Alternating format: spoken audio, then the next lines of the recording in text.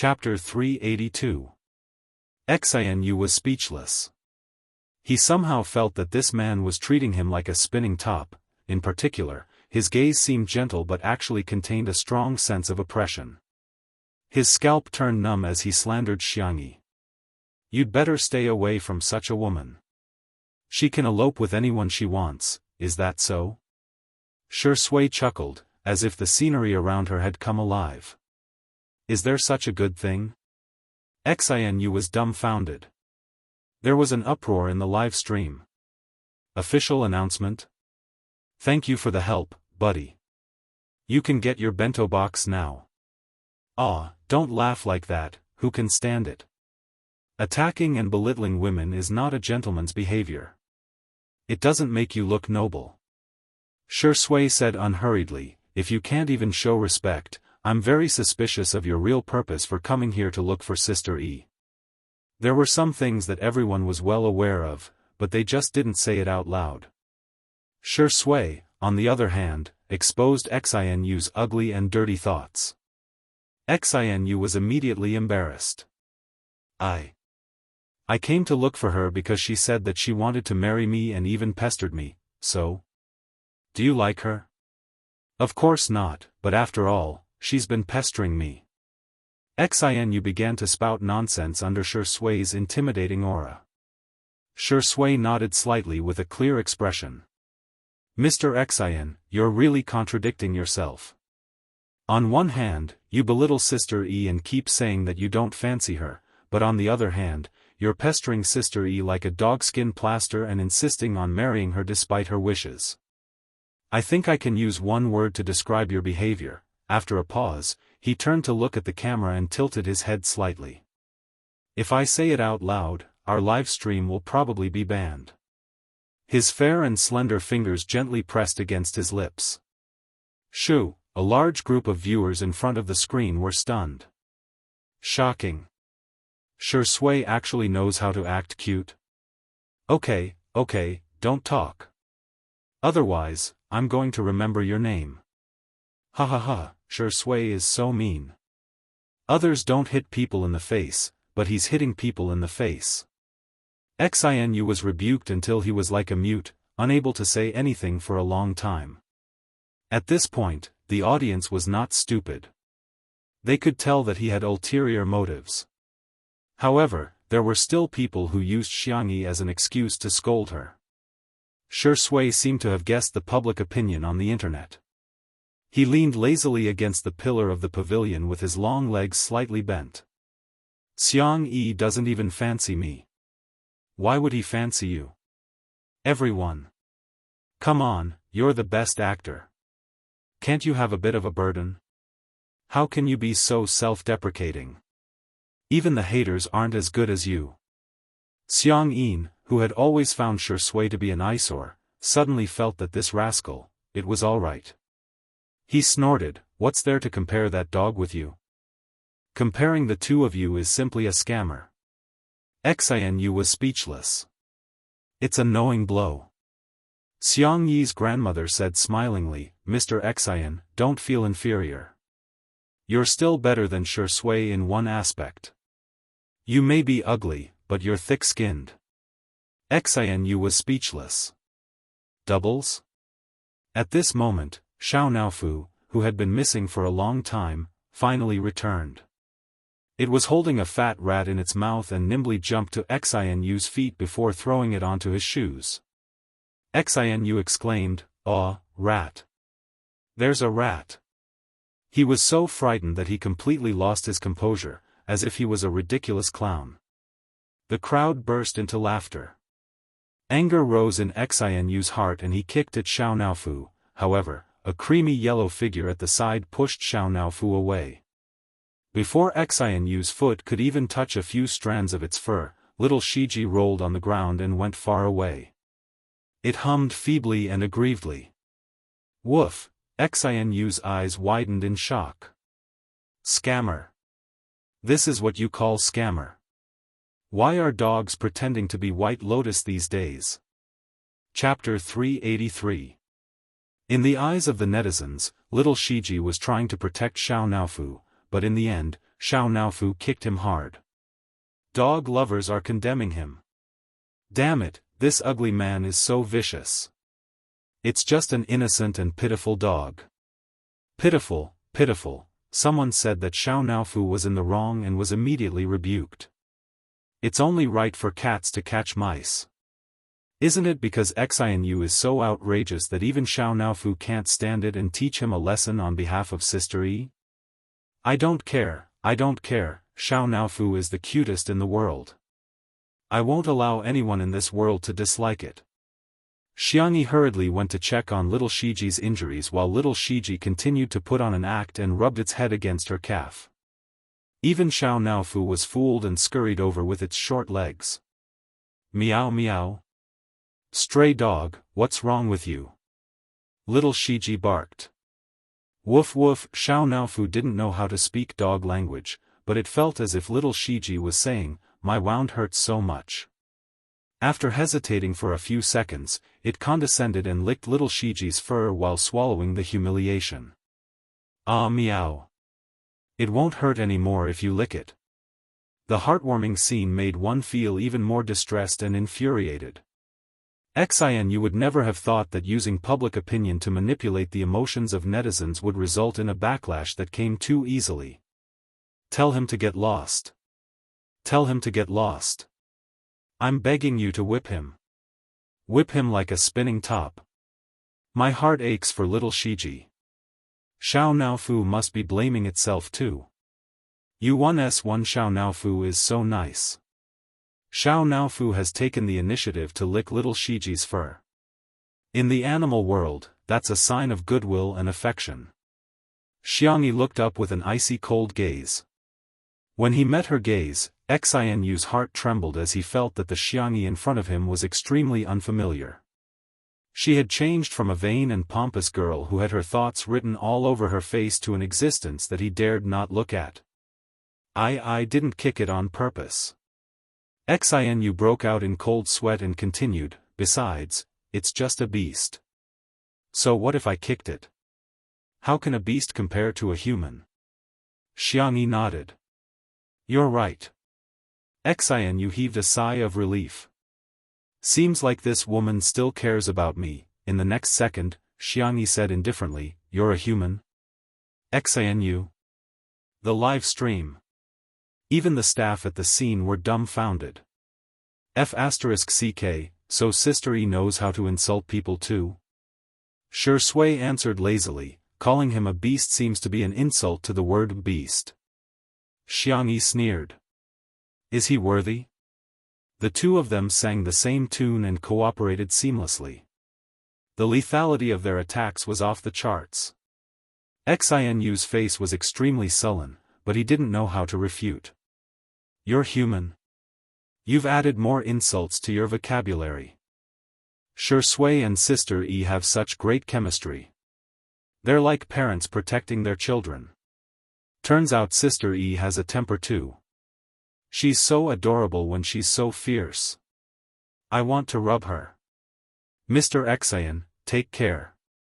I won't see you off. Madame Xiang adjusted her shawl gracefully. Xianyu bluffed. Xiangyi, I'm leaving. Don't regret it. Xiangyi rubbed the back of little Shiji's neck, got up, and walked towards him step by step. Xianyu was nervous and expectant as his heart pounded rapidly. That beautiful and fair face was getting closer and closer to him, whoosh. Xiangyi grabbed his collar and lifted him up with one hand while Xianyu's feet were suspended in the air with a horrified expression. She raised her eyebrows gently, seemingly giving him a gift. You can get out. Chapter 384. There was a few seconds of silence in the live stream before the pop-up comments flooded the screen. Picking up a grown man with one hand? Ah, I was wrong, I shouldn't have called her sister. Sister, are you a sniper? I'm sorry, I've betrayed you. Why is it inappropriate? From now on, I'm your loyal fan. Xianyu was scared out of his wits and in a moment of desperation, he turned to Madame Xiang, who seemed to be the easiest to talk to. Grandma. Take care of your granddaughter.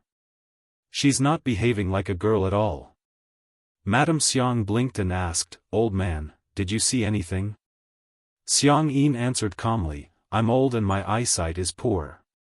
I didn't see anything. Shi Sui even applauded and exclaimed, Wow, Sister Yi is so impressive. Zhong Yi didn't say anything and simply covered Jiang's eyes calmly. Xianyu was dumbfounded. What kind of people is this family?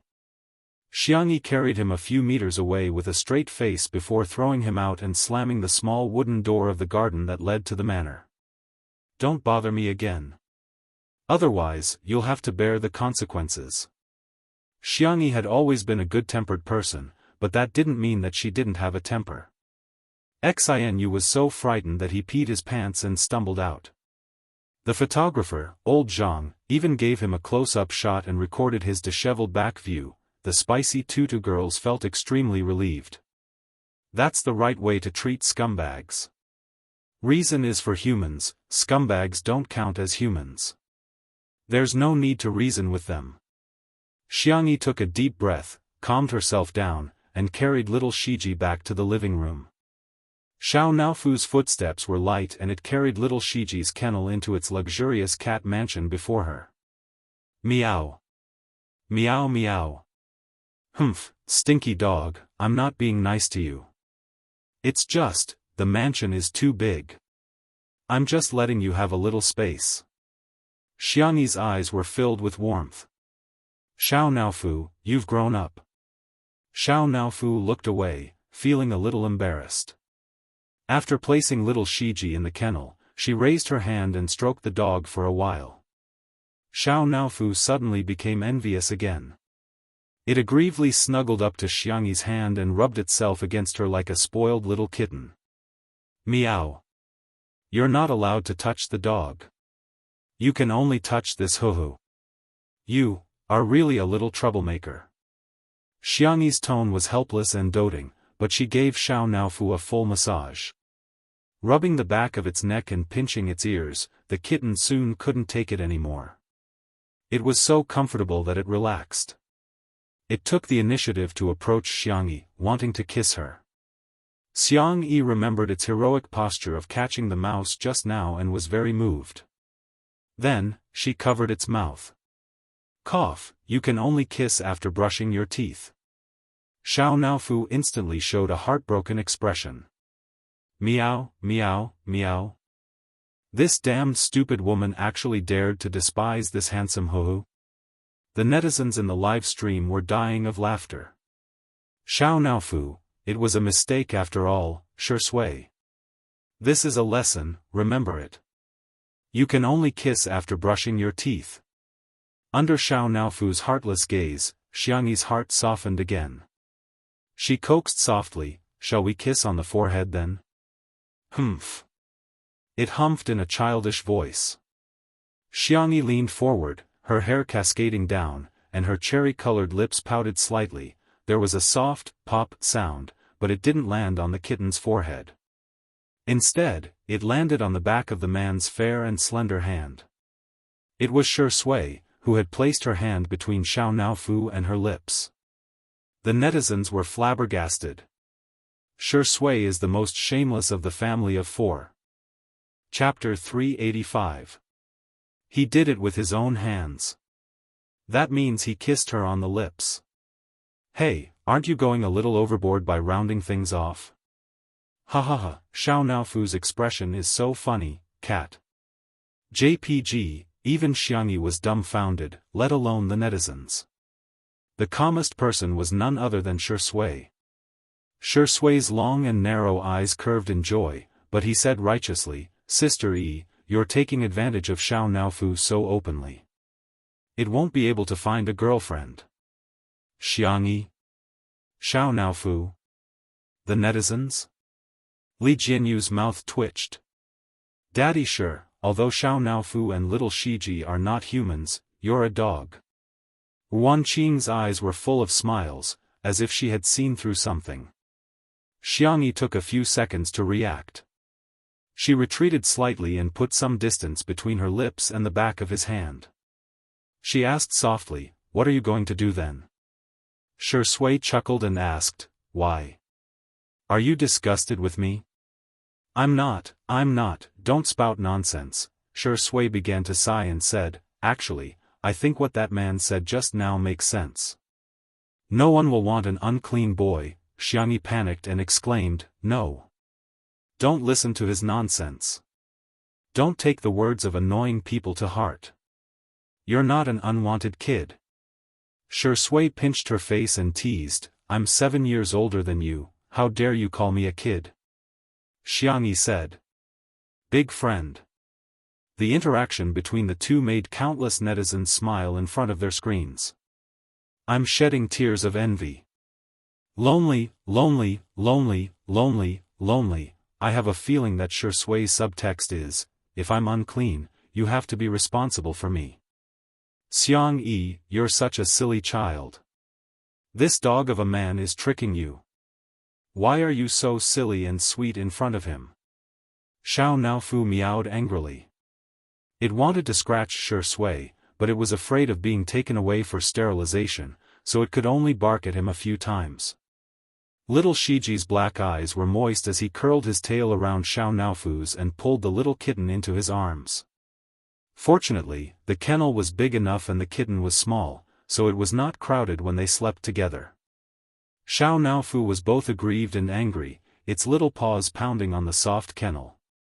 Little Shiji licked its fur patiently, not annoyed even after being kicked by Xiao Naofu.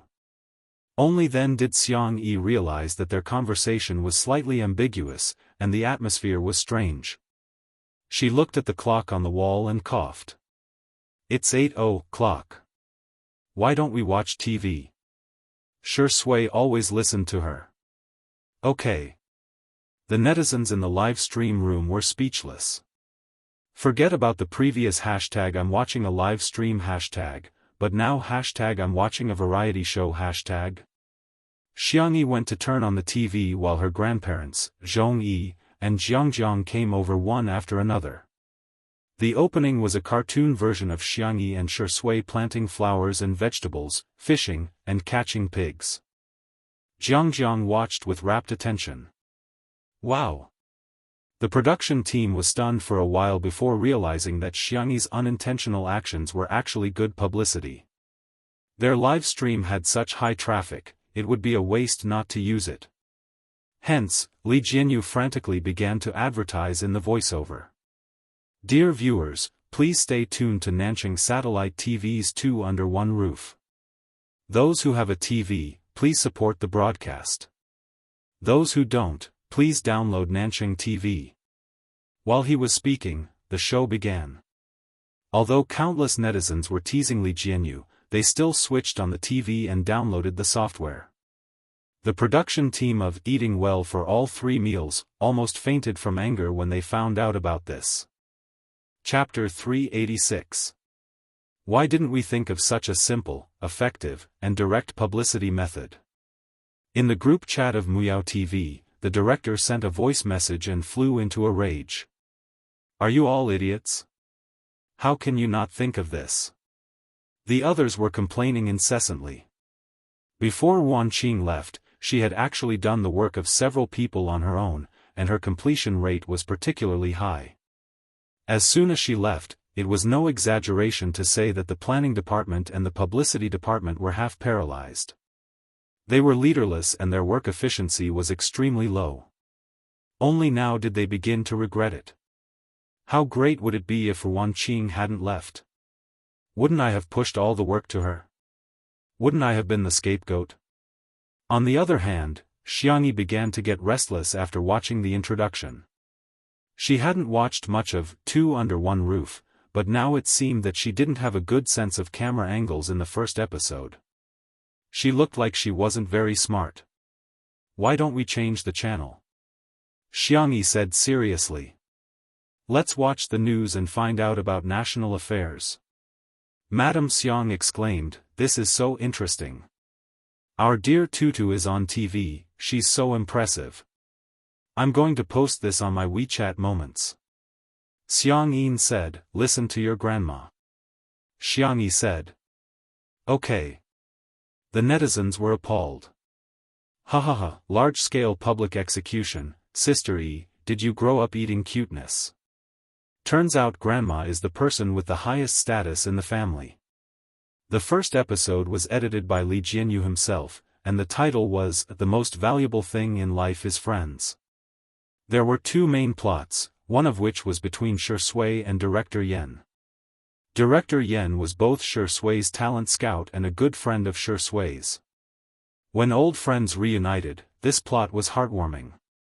When they talked about the past, there were also plenty of old songs that could make the audience think of their good friends in a comfortable atmosphere. The other plot was between Xiangyi and Yan Nai. At first, Yan Nai was hostile towards Xiangyi, but soon, he vividly displayed what it meant to be sweet. This plot was a lot more interesting. The scene where Xiangyi reconciled with the father and son was also very contagious. Although it was about daily life, the pace of the editing was very tight.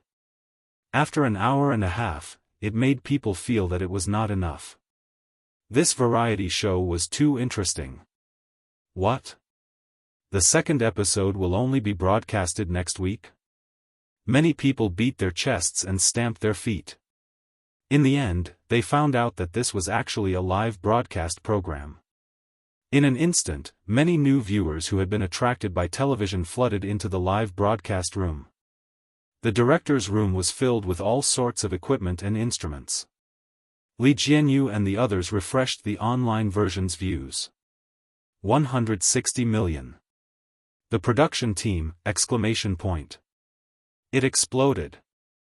This was an explosive number. Soon, Ruan Qing went out to answer a call.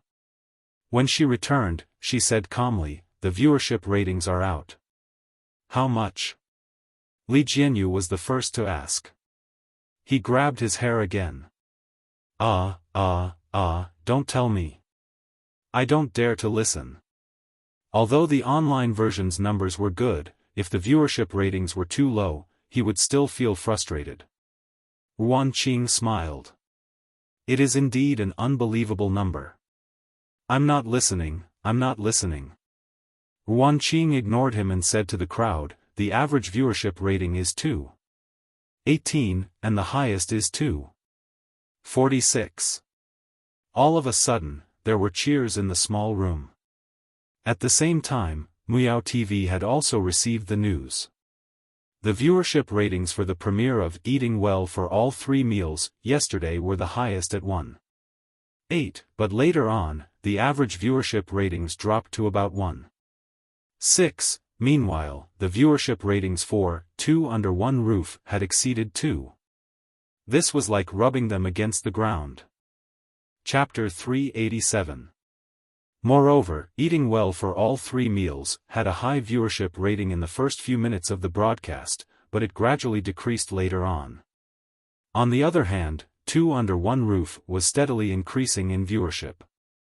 Several famous scenes such as Crayfish Out of the Pot, Yan Nai Smells Delicious, and Xiangyi Plays the Sanxian had reached a peak in viewership ratings. Even at the end of the credits, the viewership ratings were still astonishingly high. Using the word hang and beat to describe it was the most appropriate. There were more than a dozen trending topics on Weibo, gossip forums, and WeChat moments. Countless people finally realized, Two Under One Roof was not just the first live-streamed variety show. It was likely to become the most popular variety show in the country this summer. In the small room, Li Jianyu's cell phone was almost exploding with calls from brands who wanted to invest in the show.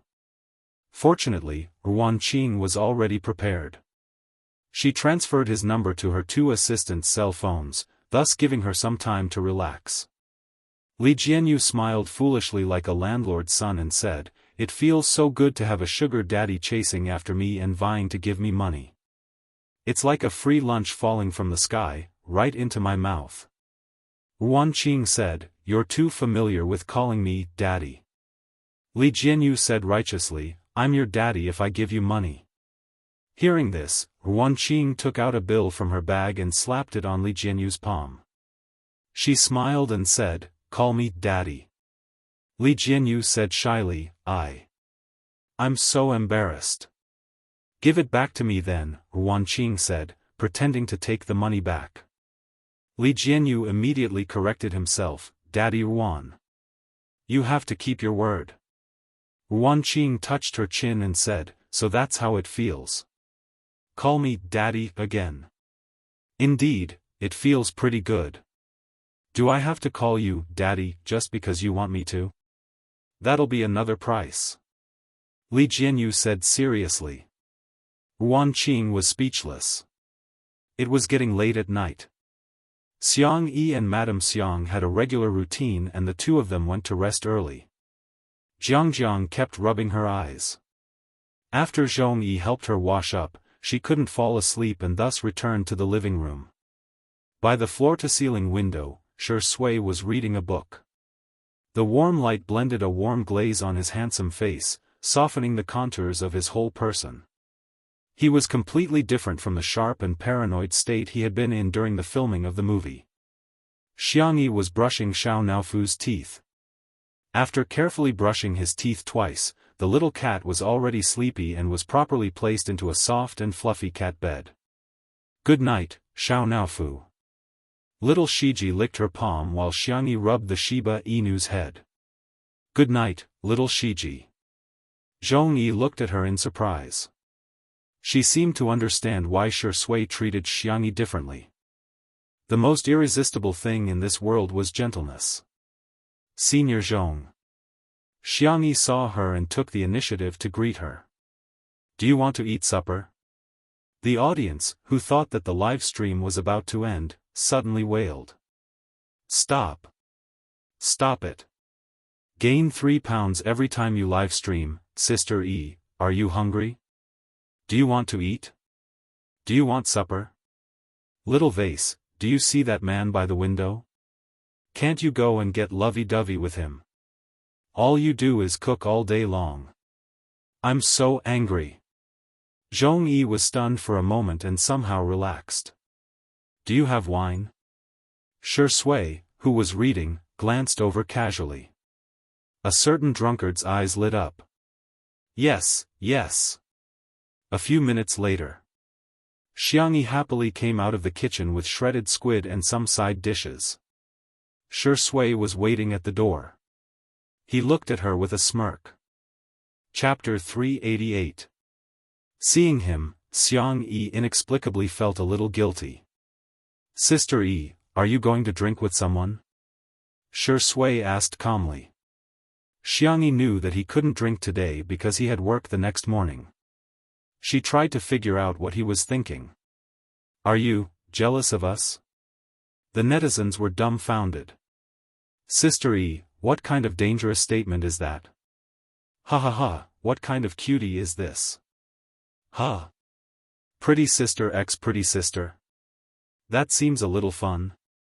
Shui looked a little helpless. You. He sighed. Drink less. Okay. Okay. Xiang Yi took a few steps out with the tray and suddenly thought of something. She turned around and said, there's still a lot of wine in the cellar, I'll treat you to some next time. Shui chuckled and said, okay, I'll remember that. Zhong Yi realized that Xiang Yi had suddenly become enthusiastic. After being in the entertainment industry for so many years, she had already developed an astute mind and it wasn't difficult for her to guess the reason for Xiang Yi's change in attitude. It turned out that she liked drinking. Senior, try this shredded squid. It's fragrant and a little salty. It's also very chewy and slightly springy. Just listening to her description made Zhong Yi salivate. She maintained the elegance and restraint of a female celebrity and only put a thin strand of squid into her mouth. It's actually so delicious. Xiang Yi began to recommend something else to her. These peanuts are wrapped in flour and egg. It's sweet and the egg fragrance is just right. Although it's fried, it's not greasy at all. Zhong Yi tried one. Hence, 2 minutes later, Zhong Yi's image as a female celebrity was completely gone. She sat cross-legged on the ground with her hair tied into a bun. She took a sip of food and wine, looking like a swordswoman. In the live stream, Xiang Yi, go on the link if you can. Ah, I think Xiang Yi has the potential to be a mukbang streamer. Just listening to her description is making me hungry. Sister Zhong Yi, where's your expression management? Where's your celebrity image? Where's your glamorous persona? Sure Sui didn't join them. She sat quietly by the window and read. At first, the two girls were a little unfamiliar with each other, but they soon became familiar with each other. Zhong Yi raised her glass. World peace, no more scumbags. Xiang Yi clinked glasses with her, making a crisp sound. Sometimes, girls' friendship was just that simple. If you and I were on the same side and liked or hated the same person or thing, then we would be sisters from different mothers. Li Jianyu thought that it would be nice to stop there when the live stream was supposed to end, but Wan Qing signaled for him to continue. What if the car flips? No, it's a woman's intuition. Seeing that Li Jianyu was about to speak, Wan Qing choked him with one sentence. If I'm the boss, then you're the boss. Li Jianyu, lowly Shao Li, shut your mouth. Slightly tipsy, Zhong Yi and Xiang Yi's conversation went deeper and deeper. Sometimes, I resent him. If it weren't for him, there wouldn't be Jiangjiang. I'm not afraid of others scolding me, but I'm afraid of Jiangjiang being scolded. I think she's a child who isn't blessed by this world. Perhaps it was because actors had a strong ability to empathize with others, but Xiang Yi also felt a little choked up. She patted Zhong Yi's back and said, "Every child is born into this world for the sake of happiness." His words touched Zhong Yi, and her eyes immediately turned red. Xiang Yi hesitated for a moment before moving closer. She then hugged Zhong Yi and patted her back gently. Same to you, senior. Chapter 389. Having not hugged anyone for a long time, Zhong Yi's body was obviously a little stiff, but Xiang Yi had a sense of propriety and ended the hug in a few seconds. She was polite and warm. Thud. A tear fell from the corner of Zhong Yi's eye. There were no cameramen in the living room, only a few fixed cameras. In the director's room. Seeing this scene, Li Jianyu, a grown man, felt a lump in his throat. Although there weren't many pop-up comments in the live stream, it was very heartwarming. Xiang Yi is really gentle. Sister, don't cry, I can't help it when you cry. Sister Yi's words are so heartbreaking. She must be a girl who grew up being doted on. That's why she can say that every child is born into this world for the sake of happiness. Zhong Yi's tears fell silently for a while. She looked beautiful and breathtaking. Xiang Yi didn't say anything to comfort her and simply poured some fruit wine into her glass. A moment later, Zhong Yi got a grip on her emotions. I envy you very much. She expressed her feelings straightforwardly. You have a family who dotes on you, but I don't.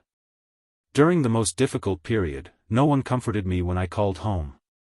All they did was ask for living expenses. At that time, the most extravagant thing I ever did was to go to the supermarket at night to buy fruits that were on sale for $1 a bag. I didn't even have time to wash them and finish them on the way back. Zhong Yi smiled and continued, it's funny, isn't it? But I still remember the taste of those fruits. After going through so much hardship, even a piece of candy could be extremely sweet. That was why she was so resolute when she met Jiangjiang's father. You're the first person to say those words to me. Zhong Yi smiled brightly, as if no amount of setbacks could hide her beauty. Can I call you Sister Yi? Xiang Yi was a little dizzy from drinking. Resting her chin in her hand, she nodded and said, sure. Zhong Yi put an arm around her shoulder and said proudly, Sister Yi, I'll take care of you from now on. There were suddenly more comments in the live stream. I know Zhong Yi is from a cult, I'll just stand there for a second. Just 1 second. Come to think of it, Zhong Yi's life really isn't easy. Not everyone has the courage to be a single mother. Sister Yi looks so soft when she's drunk. Sure Sui, stop reading. Would it work or not? If not, I'll do it.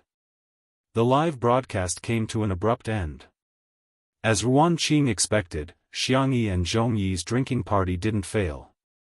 Instead, it moved countless people. This was something that the production team of Eating Well for 3 Meals could not understand. Why didn't the netizens believe them when they told Jiang Yun to show her true feelings? Zhongyi had only cried a little, and Xiangyi had only hugged her.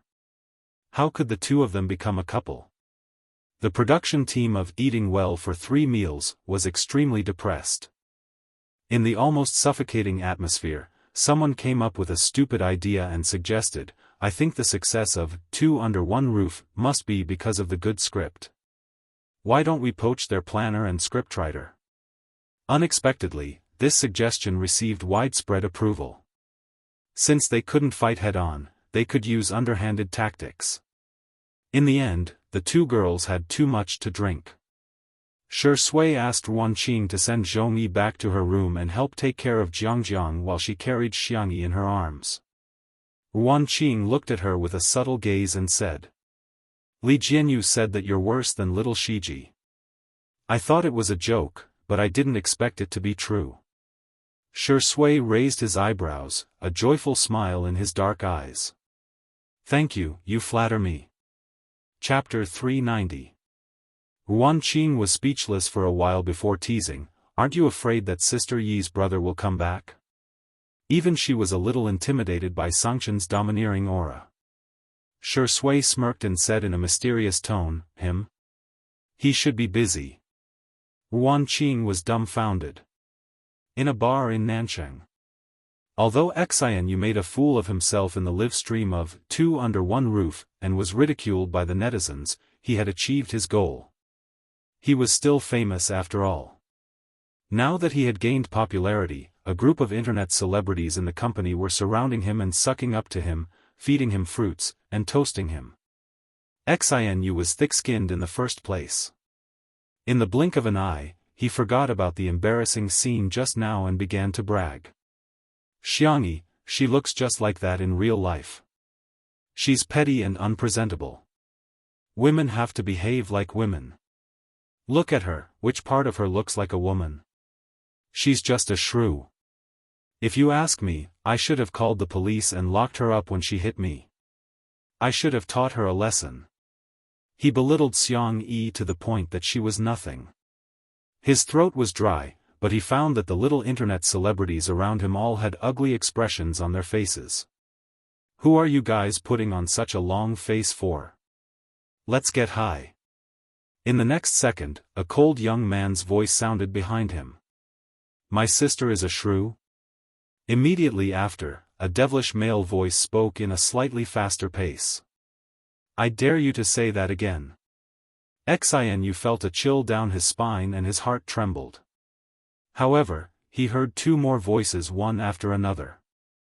The gentle voice asked, "Do you think our tutu is a pushover?" The cold and aloof voice asked, "How do you want to die?" Xianyu turned his neck stiffly and saw a row of tall and slender figures behind him.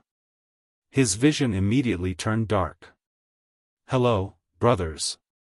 Xianyu smiled and said obsequiously, "I'm Xianyu.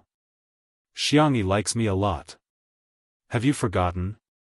She was still crying and rolling on the ground, saying that she wants to marry me." He was eager to use Xiangyi as a rescue, but little did he know that he ended up angering Xiangyi's brothers. Xiangyu grabbed his collar and pulled him up. "You're not fit to mention her name." Back then, Xianyu harbored evil intentions towards his sister at the Xiang family's old residence. If they hadn't been at home that day, who knew what would have happened? At the thought of it, Xiang uses brothers, and he was about to punch him. However, Xiang Qi stopped him. "Xiangyu, let go." Xiang Li adjusted his glasses and calmly said, "Old four, you're about to compete. Don't cause trouble." Xiang Chen was much more direct. "Go away. You're too weak." The despised Xiangyu, Xiangyi's right, he, now you know you're wrong. Xiang Qi grinned, his phoenix eyes filled with mischief. But, we're not here to hear you apologize, Xianyu said shakily. I have money. Can I compensate you with money? Xiangqi interrupted, we're here to beat you up. Tell me, what order do you want? 1234 or 4321? Or do you want a luxurious one-on-one beating package? The little internet celebrities were scared out of their wits and had long run away.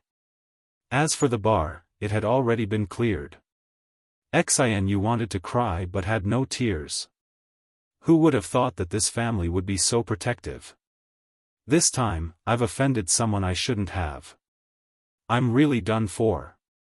Chapter 391. Half an hour later. On Weibo, the netizens who were surfing saw a new post. It was a video posted by Xianyu. Everyone was already a little tired of his aesthetics, but out of habit, they still clicked on the video. Xianyu's tone was sincere and sincere. Here, I would like to apologize to Miss Xiangyi. Everything that happened today was made up by me for the sake of gaining popularity, huh? This ugly man actually apologized. In the complete video, Xianyu not only apologized, but also dragged the gossip media into it, claiming that they were the ones who induced him to smear Xiangyi's reputation in exchange for traffic. In an instant, the netizens' anger rose to the peak. The gossip media soon tasted the backlash of the netizens. You treat us like fools, I'll treat you like an orphan. The Weibo account of the gossip media was bombarded with so much criticism that it turned off the comments section and received more than 100,000 insults in private messages. In the end, they had no choice but to expose the informant. Qin Wanyan thought that she had done it flawlessly. She used a smurf account and even got someone to change the IP address. However, her smurf account shared a few daily updates and the sharp-eyed netizens managed to figure out that it was her smurf account from the reflection of a bracelet and half of her face in the sunglasses in a photo. The overwhelming news flooded her Weibo account. Qin Wanyan was extremely anxious and called her manager, who comforted her impatiently and hung up without saying anything about public relations. When she called again for the second time, it was obvious that no one answered. Qin Wanyan was terrified to the extreme and she didn't dare to look at her cell phone at all. Every time she saw those vicious comments, her body would tremble. She would never have thought that those people who were scolding Xiangyi would come to scold her. Not long after, Tomato Entertainment released an announcement. Although Xiangyi was the boss in name, she didn't have much energy to manage it for the time being. Her uncle, Xiang Feng, had hired a professional manager for her and he was personally in charge. Seeing that his artiste was exposed to such a scandal, he immediately terminated the contract with Qin Wanyan. In addition to having to face a huge amount of compensation, Qin Wanyan's reputation in the industry was also ruined and no major company would be willing to sign her. Qin Wanyan, who was at her wit's end, suddenly thought of someone. Maybe he can help me. Bar. Sangchen kicked Xianyu away with his long legs and adjusted his tie. His black suit outlined the perfect contours of his body and he exuded a strong sense of oppression that was hard to ignore.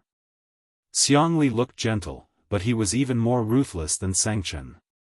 It was not difficult for a genius to destroy a company. Xiangyu was worried. I feel like I'm just a bystander, Xiangqi comforted him, you should be content. Little uncle doesn't even deserve to be here. Big brother thinks he's clumsy and a burden, Xiangyu. Thank you for being comforted. He put on the hood of his hoodie. His jawline was smooth and handsome. Suddenly, he thought of something. Will my sister cry alone in bed? Imagining that scene, the Siscon men felt as if their hearts had been cut by a knife. Xiangqi said with heartache, let's go back and comfort our sister. Even if she wants to cry, she should cry on my shoulder. Xiangli chuckled. Are you worthy? Xiang Chen's brows were tightly knitted as he strode forward. Cheating. Big brother, you're cheating. Xiangqi yelled angrily. The three of them hurriedly caught up with Xiangyu. Little did they know that at this moment, in the manor. Chapter 392. Unbeknownst to them, at this time in the manor, the little rabbit had just been carried into the bedroom. Xianxi's alcohol tolerance was excellent, and she didn't make a fuss when drunk. Shui put her on the bed, and the little girl obediently rolled up the quilt and covered herself tightly. Shui couldn't help but laugh and raised his hand to pinch her little face. "You're really worrisome." Meow meow meow. Xiao Naofu woke up from its sleep and saw Shui carrying the stupid woman back to the room. It hurriedly ran in, stopped at Shui's feet, and roared fiercely at him. Shui lowered his eyes and indifferently said, "Go back to your cat's nest and sleep." Xiao Naofu, meow. Meow meow. Don't think this Huhu doesn't understand. You just want to trick me away and then do this to the stupid woman. It clung to the edge of the bed, and with great difficulty, it jumped up and sat on Xiangyi's pillow with a posture that said, "This Huhu is not leaving today." Xiangyi was awakened by the noise and opened her eyes in a daze. The figure of the little cat appeared in her vision, and she habitually hugged it in her arms. "All of you, Xiao Naofu," it raised its chin provocatively at Shui. "Humph. See that? This Huhu is the rightful wife. This is the Huhu that the stupid woman loves the most." Xiao Naofu's tail swayed gently, curling around her fingers, and rubbing its head against Xiangyi's soft skin under her collarbone. It coquettishly said, "Meow meow." Xiangyi closed her eyes again and gently coaxed, "All of you be good." Shui's long and narrow eyes narrowed dangerously, and he sneered. "Want to be sterilized?" Xiao Naofu trembled in fear. However, although its IQ was only equivalent to a child of a few years old, children had a natural instinct to know who would protect them and who they could be pampered in front of. The white, soft, and cute kitten stuck out its little butt awkwardly and squeezed into Xiangyi's shirt through her collar. Only half of its little head was exposed, and it stuck its tongue out at Shui. Lu dog man, this Huhu is not afraid of you." Shui's temples twitched violently. The young lady was drunk, so of course he couldn't take advantage of her and take advantage of her, therefore, he really couldn't do anything about Xiao Naofu now. However, the man was calm and composed as he smiled faintly. "Xiao Naofu, I've recently discovered that Sister Yi's casserole is especially good. The stewed meat is especially mushy." That black-bellied smile, that dark temperament, he was definitely a villain. "Xiao Naofu, you're not going to do anything when it comes to men and women, are you?" However, Xiangyi felt something furry and warm pressing against her body. It was a little itchy and a little heavy. The young lady murmured and wanted to move Xiao Naofu away, but she was blocked by her clothes. She subconsciously pulled at her clothes. Shui's breathing became slightly erratic as he pressed down on her hand. In a daze, Xiangyi felt the hot temperature on the back of her hand. Her brain lost control of its logic, and her body reacted quickly. She grabbed Shui's wrist and pulled, and pressed. In the blink of an eye, she had Shui pressed against her side, imprisoning and subduing her. In fact, Shui didn't resist at all. Otherwise, the drunk Xiangyi wouldn't have succeeded so easily. Xiangyi struggled to blur her eyes, as if trying to identify Shui. A certain actor smiled at the kitten. "This is called acting, understand? Xiao Naofu, woof woof woof. UF** king dog man." Shui didn't get to gloat for more than 3 seconds before someone knocked on the bedroom door. "Sister, are you asleep?" Chapter 393. In an instant. Shui's expression froze slightly. Even Xiao Naofu was so scared that its tail curled up. The man and cat looked at each other and surprisingly reached an agreement. They didn't make a sound. Fortunately, the brothers outside the door were very gentlemanly in front of their sister and wouldn't barge into her room without permission. "She should be asleep, right?" Xiang Qi said uncertainly. Xiang Yu's nose twitched and he sniffed. "Seems like she made supper." Xiang Qi was overjoyed. "I'll go to the kitchen and take a look." Xiangyu was afraid that he would steal food, so he followed closely behind him. The two of them went out of the kitchen and found the food in the fridge. Xiangqi lowered his voice. "Fourth brother, don't make a sound. Let's split the spoils." Xiangyu put one hand in his pocket and pressed down the hood of his hoodie with the other. He said a few words indifferently. "Big brother is outside." Xiangqi was instantly terrified. If it was only the black-bellied old fox second brother outside, he would still dare to repeatedly jump on the edge of death. However, Xiangyu was here. Xiangyu said righteously, "Am I the kind of person who would secretly eat behind my brother's back? What's the most important thing when a family is together? Sharing." Xiangyu clicked his tongue. He wouldn't believe his nonsense. Since they were already here, let's eat. The four brothers sat down around the remaining small plate of food. Xiangli had already familiarly gone to the wine cellar to get wine. Xiangyu was about to compete and consciously didn't touch the wine. Xiangqi said arrogantly, "Fourth brother, pour wine for your brothers." Xiangyu glanced at him. Xiangqi said, "What are you staring at? Keep staring and I'll beat you up. You're the youngest, so of course you should pour it." Xiangyu said in a disdainful tone, "Why didn't you say that when little sister was here?" He had never seen Xiangqi order Xiangyi around and only knew how to put on airs as third brother in front of him. Xiangqi said righteously, "How can you compare to little sister?" Xiangyu. "Fine, there's nothing wrong with that." He speechlessly poured wine for his brothers. In the bedroom, Xiangyi stared at Shui for a long time. She seemed to recognize him. She buried her head in his chest and sniffed his shirt. Shui's body tensed up and his eyes darkened. After confirming that it was the familiar smell of laundry detergent, Xiangyi felt relieved and fell asleep. Did this mean that he wasn't treating him as an outsider? This realization made Shui feel both amused and helpless. He broke free from Xiangyi's shackles and pinched her little cheeks. Xiao Naofu meowed in protest. "Be a man." Shui sneered, "If I didn't want to be a human, you would have been stewed into a kitten." She shrank her little head into Xiangyi's arms vigilantly, which made Shui's thin eyelids twitch violently. He really deserved a beating. After a few minutes, when the heat in his heart had dissipated, he gently tucked Xiangyi in and went back to his room along the balcony. In the living room, Xianxia drank 2 glasses of wine, but his brows were still furrowed. He put down the wine glass and walked towards Shui's room. He knocked on the door with a blank expression. A moment later, the door was pulled open. Shui was only wearing a pair of dark blue home pants.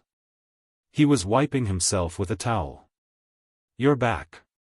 What's the matter?" Xianxia walked past him and looked into the room with a sharp gaze. The large bed in the room was clean and even the thin blanket was neatly folded. Xianxia felt relieved and said with a straight face, "Rest early." Suddenly, there was the sound of chaotic footsteps behind him. Xianxia turned around and saw his sister coming out of her room. Hugging a soft pillow with a lace rim, she walked towards Shui's room as if sleepwalking and bumped into his arms. Chapter 394. Xiao Naofu chased after her, meowing non-stop. Shui subconsciously wrapped her arms around her waist. Xiao Naofu bumped into Xianxia's trouser leg and was so scared that its fur stood on end. The surrounding temperature seemed to drop rapidly. Xianxia's eyes were cold as he looked at the drunk Xiangyi and then at the innocent-looking Shui. "Explain," Xianxia said coldly. Shui's mentality was really good, and her expression didn't change. "Sister E is sober now. Big brother, remember to remind her to be responsible for me?" Xianxia. At the dining table, Xiangyu and Xiangqi were dumbfounded. F***ck, there's such a thing? He actually dared to be mischievous in front of Big Brother. Xiangli pushed his glasses, and a trace of worry flashed in the depths of his eyes. From a logical point of view, the room that Shui chose was one that Xiangyi had stayed in before, so it was barely reasonable. After getting drunk, she followed her body's memory and wanted to go back to her original room to sleep. But from an emotional point of view, it was obvious that their family's pampered little rabbit had self-taught herself to nibble on the grass around her nest. Sangchen's entire person exuded a threatening chill, and his eyes were sharp, like snow-white blades under the light. The danger multiplied. You are courting death. The man enunciated each word sharply. His well-defined fingers rolled up his snow-white sleeves. Not far away, Xiang Qi and Xiang Yu were terrified and quickly hid far away, afraid of being implicated. Xiang Li got up and slowly walked forward. Sangchen sneered. What? You want to speak for him? Am I that kind? Xiang Li smiled like a sly old fox. Go ahead, I'll take my sister away. Don't scare her. Xiang Qi scolded, second brother, you scheming boy. I think you want to rub her face while she's drunk. Xiang Yu, who was next to him, felt his fingertips itch. His sister's face felt really good when he pinched it, but when he grew up, he couldn't just pinch him as he pleased. He made a prompt decision and strode over. Let me do it. Xiang Qi scolded, do you know how to take care of girls? You're so clumsy, let me do it. Then, Shui found that Xiangyi's brothers were fighting among themselves. He was not nervous about being beaten up at all. He leaned lazily against the door frame as if he had no bones. He watched the show with a faint smile, but his hand was still on Xiangyi's waist. Xiangyi was tipsy and dizzy. She could barely stand after standing for a long time and instinctively leaned on Shui's shoulder. Enough. Sangchen felt that they were too noisy. Once he opened his mouth, everyone was stunned. No one dared to say anything anymore. Sangchen grabbed Xiangyi's wrist and wanted to get her back to the room first. Unexpectedly, although Xiangyi was drunk, her reaction was not slow. Slap. The girl was drunk. Tutu was not afraid of her brother and slapped Sangchen's hand away. Xiang Li? Xiang Qi? Xiang Yu? Sister, actually hit big brother? Even Sangchen, who had always been cold and aloof, couldn't help but twitch the corner of his mouth.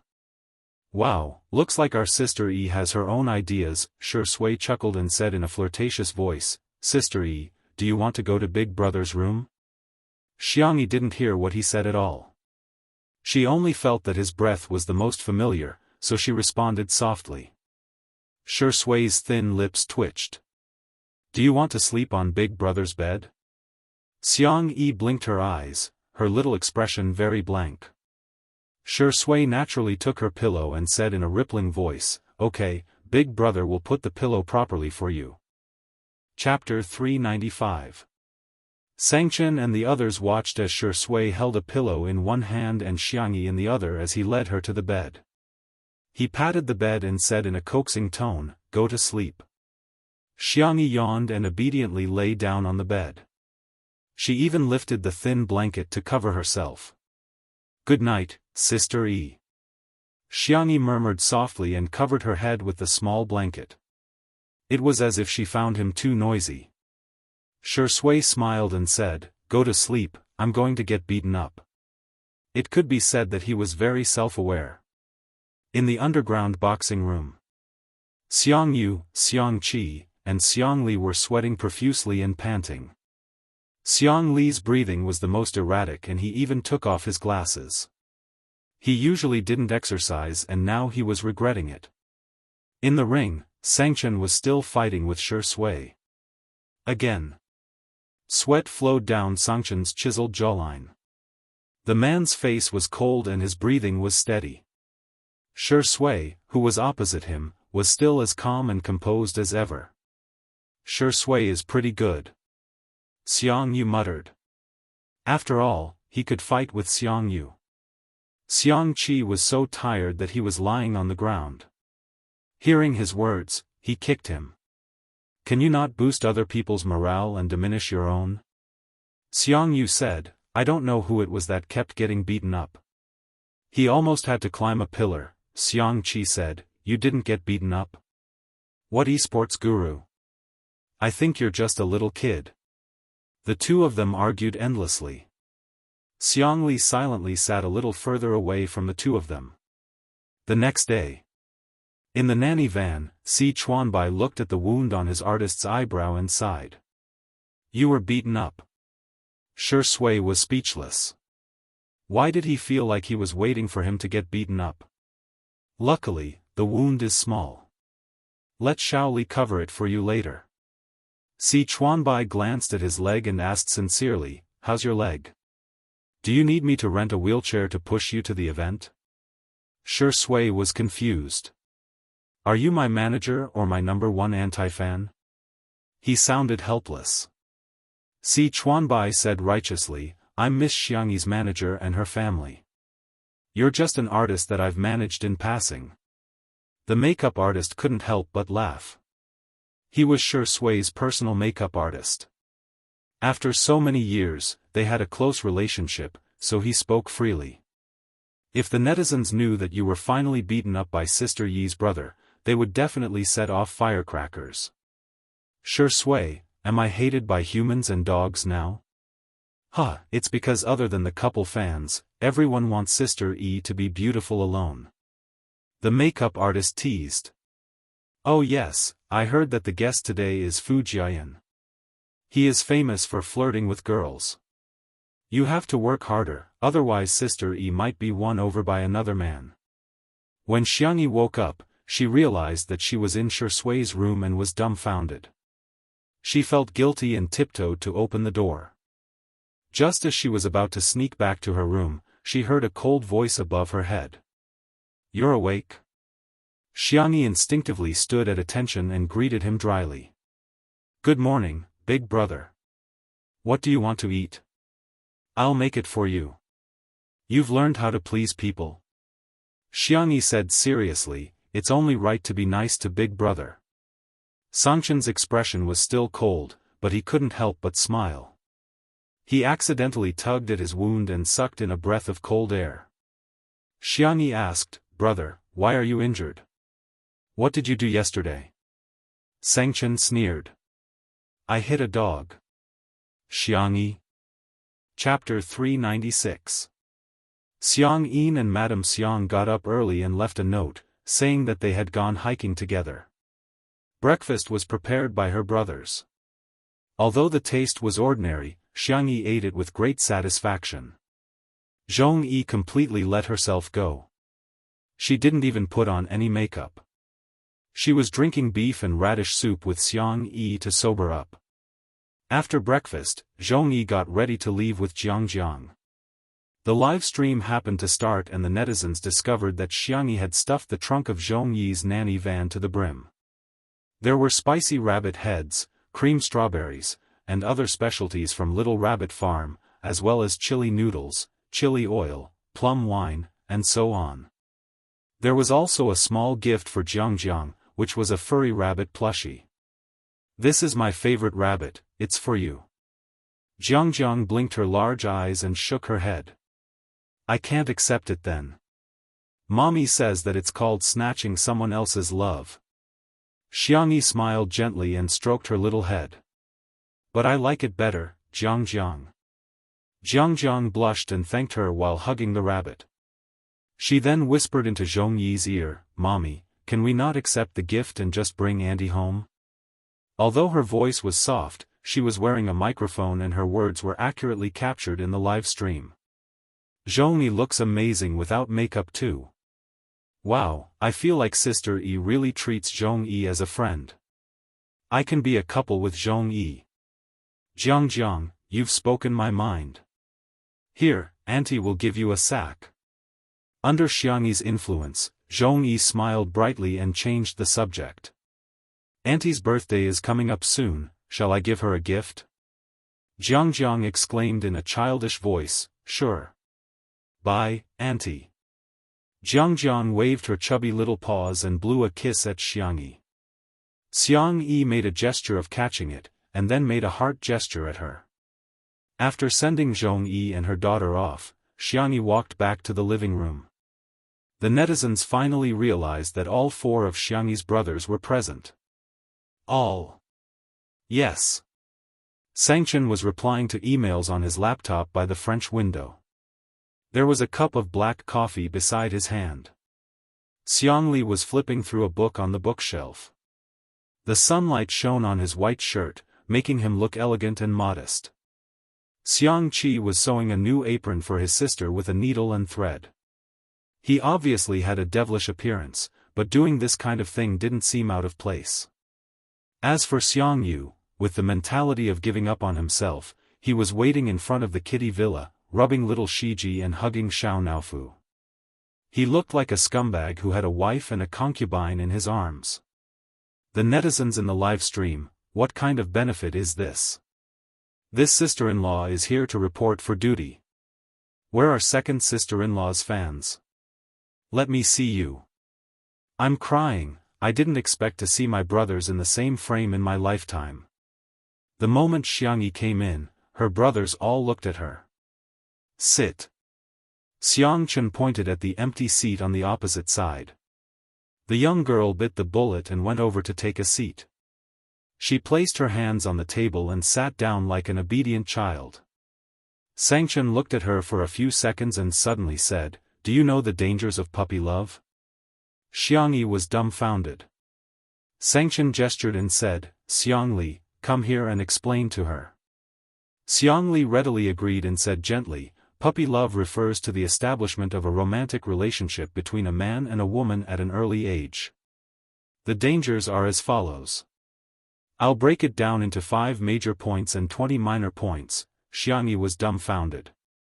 The netizens in the live stream burst into laughter. Ha ha ha, this is awesome. Are the brothers trying to tear apart a couple with their bare hands? Chapter 397. I suddenly feel like Xiang Yi is so childish. Second brother, why are you still cooperating with him? Okay, I got it. Break up with your boyfriend now.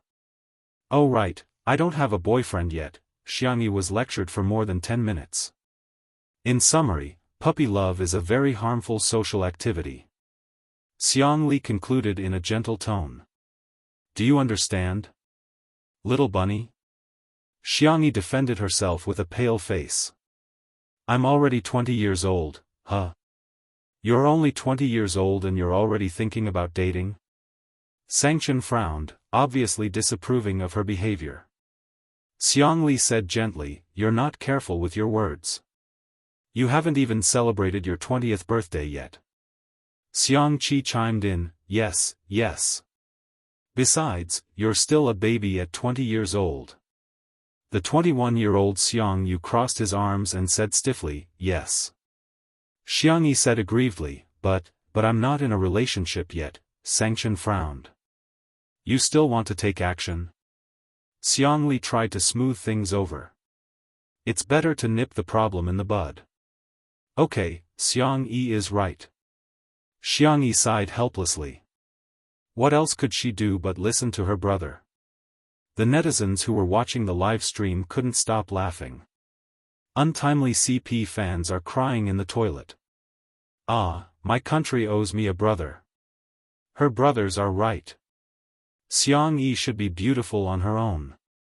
While the atmosphere was harmonious, Li Jianyu suddenly received a message and hurriedly cued Xiang Yi. Sister Yi, the guest is here. Today's guest was also an actor who had worked with Shi Sui before. His name was Fu Jiayan. He had played the role of the Crown Prince in that historical drama, which had captivated the hearts of countless young girls. Previously, in Heartbeat, he and Yu Miao Miao tried to hype up a couple, but they failed miserably and their reputation dropped. His management team helped him get the resources of Two Under One Roof, in order to clear his name. I'll go pick up the guest then, Xiang Yi said to her brothers and got up to go to the door. Xiang Yi walked to the black gate. Other than Fu Jiayan's nanny van, there was also a red sports car behind. Fu Jiayan was handsome and took the initiative to greet Xiang Yi. Hello, Sister Yi. I'm Fu Jiayan. You can call me Brother Jiayan. The netizens in the live stream were all complaining. Ah, this is too greasy, no way. Brother Jiayan sounds so, I really can't accept the fact that His Highness the Crown Prince has turned into a greasy youth sob. Before Xiangyi could say anything, a disdainful sneer came from the supercar. How unsophisticated. The camera panned back and saw a girl with exquisite makeup and a socialite dress getting out of the sports car. She threw the car keys at Fu Jiayan arrogantly. Fu Jiayan took it instinctively. Hey, stop the car for me. Fu Jiayan, huh? Come on, did he look like a parking valet? Xiangyi blinked, obviously happy. Jojo, what are you doing here? Li Jianyu and the others were dumbfounded. This girl isn't a guest. Jiang Jojo raised her chin and said arrogantly, don't think that I'm here for you. I'm just here to see Grandpa Xiang and Madame Xiang. Xiangyi said with a composed expression, oh, I see. Jiang Jojo seemed to be very dissatisfied with her answer. She humphed and walked in her high heels. Li Jianyu asked in bewilderment, Sister E, this is? Xiangyi asked carefully, my friend, right? Jiang Jojo, who was in front, paused in her tracks. Chapter 398. Atrocious. What's with that tone of hers? She's so reluctant to call me a friend. Little did she know that Xiangyi felt that the person who had occupied her body had made new friends and neglected Jiang Jojo in the past year. Perhaps, Jiang Jojo no longer treated her as a friend. Jiang Jojo gritted her teeth and walked even faster. The comments about Jiang Jojo in the live stream weren't very friendly. This girl is too arrogant. Xiang Yi briefly introduced Jiang Jojo on the spot. She's an excellent violinist and the chief of the Orpheus Orchestra. We've known each other since kindergarten. Li Jianyu gasped and asked, Is it the Orpheus Orchestra that I know? In the live stream, Orpheus Orchestra? What the hell? I'm speechless. It's one of the top orchestras abroad and they have to be under 30 years old. I'm a music major just passing by. This girl is super impressive. She's a musical genius. She has an absolute sense of music. All of a sudden, the comments section was filled with discussions about Jiang Jojo. Fu Jiayan helped Jiang Jojo park the car bitterly, but he was immediately tricked by the production team. Li Jianyu smiled and handed him a few mission cards. Jiayan, draw one. Fu Jiayan casually drew a card and opened it, only to be dumbfounded. Bathe the little black pig? Fu Jiayan's eyelids twitched. Don't tell me all the mission cards are for this? Li Jianyu asked, am I that kind of person? Fu Jiayan looked hesitant. He then heard Li Jianyu exclaim indignantly, I am. Fu Jiayan was speechless. I'll bear with it for the sake of clearing my name. He had a rather boisterous personality, but when he played the role of the Crown Prince back then, he left a deep impression on everyone. Countless fans became fans of him because of his role, so they naturally hoped that he could be like the Crown Prince in person. The production team had been asking him to create a persona for himself, but after a long time, he couldn't keep up with the act and hence, became a greasy young man whose persona had collapsed. Fu Jiayan mentally prepared himself in a few seconds and asked expectantly, will Sister E help me catch the pig then? He was a loyal fan of Two Under One Roof, and usually, he would watch the live stream crazily. He had watched the scenes of Xiangyi catching the pig over 100 times. You have hands and feet, why should she catch a pig for you? Jiang Jojo was dumbfounded as soon as she entered the living room. The Demon King and the others were all there. She stammered and greeted them before hurriedly coming out in shock. When she heard that Fu Jiayan had asked Xiangyi to help him catch the pig, she got angry. How could such a cute girl like Yi go catch a pig? Fu Jiayan said resentfully, I don't know how to. Jiang Jojo said aggressively, if you don't know, you can go and learn. A girl's hands are not meant for catching pigs. Coincidentally, Xiangyi went to the tool room to take out gloves, straw hats, sunscreen sleeves, and other items. She gave one to Fu Jiayan and one for herself. Jianghu asked in disbelief, "Hey, where's mine?"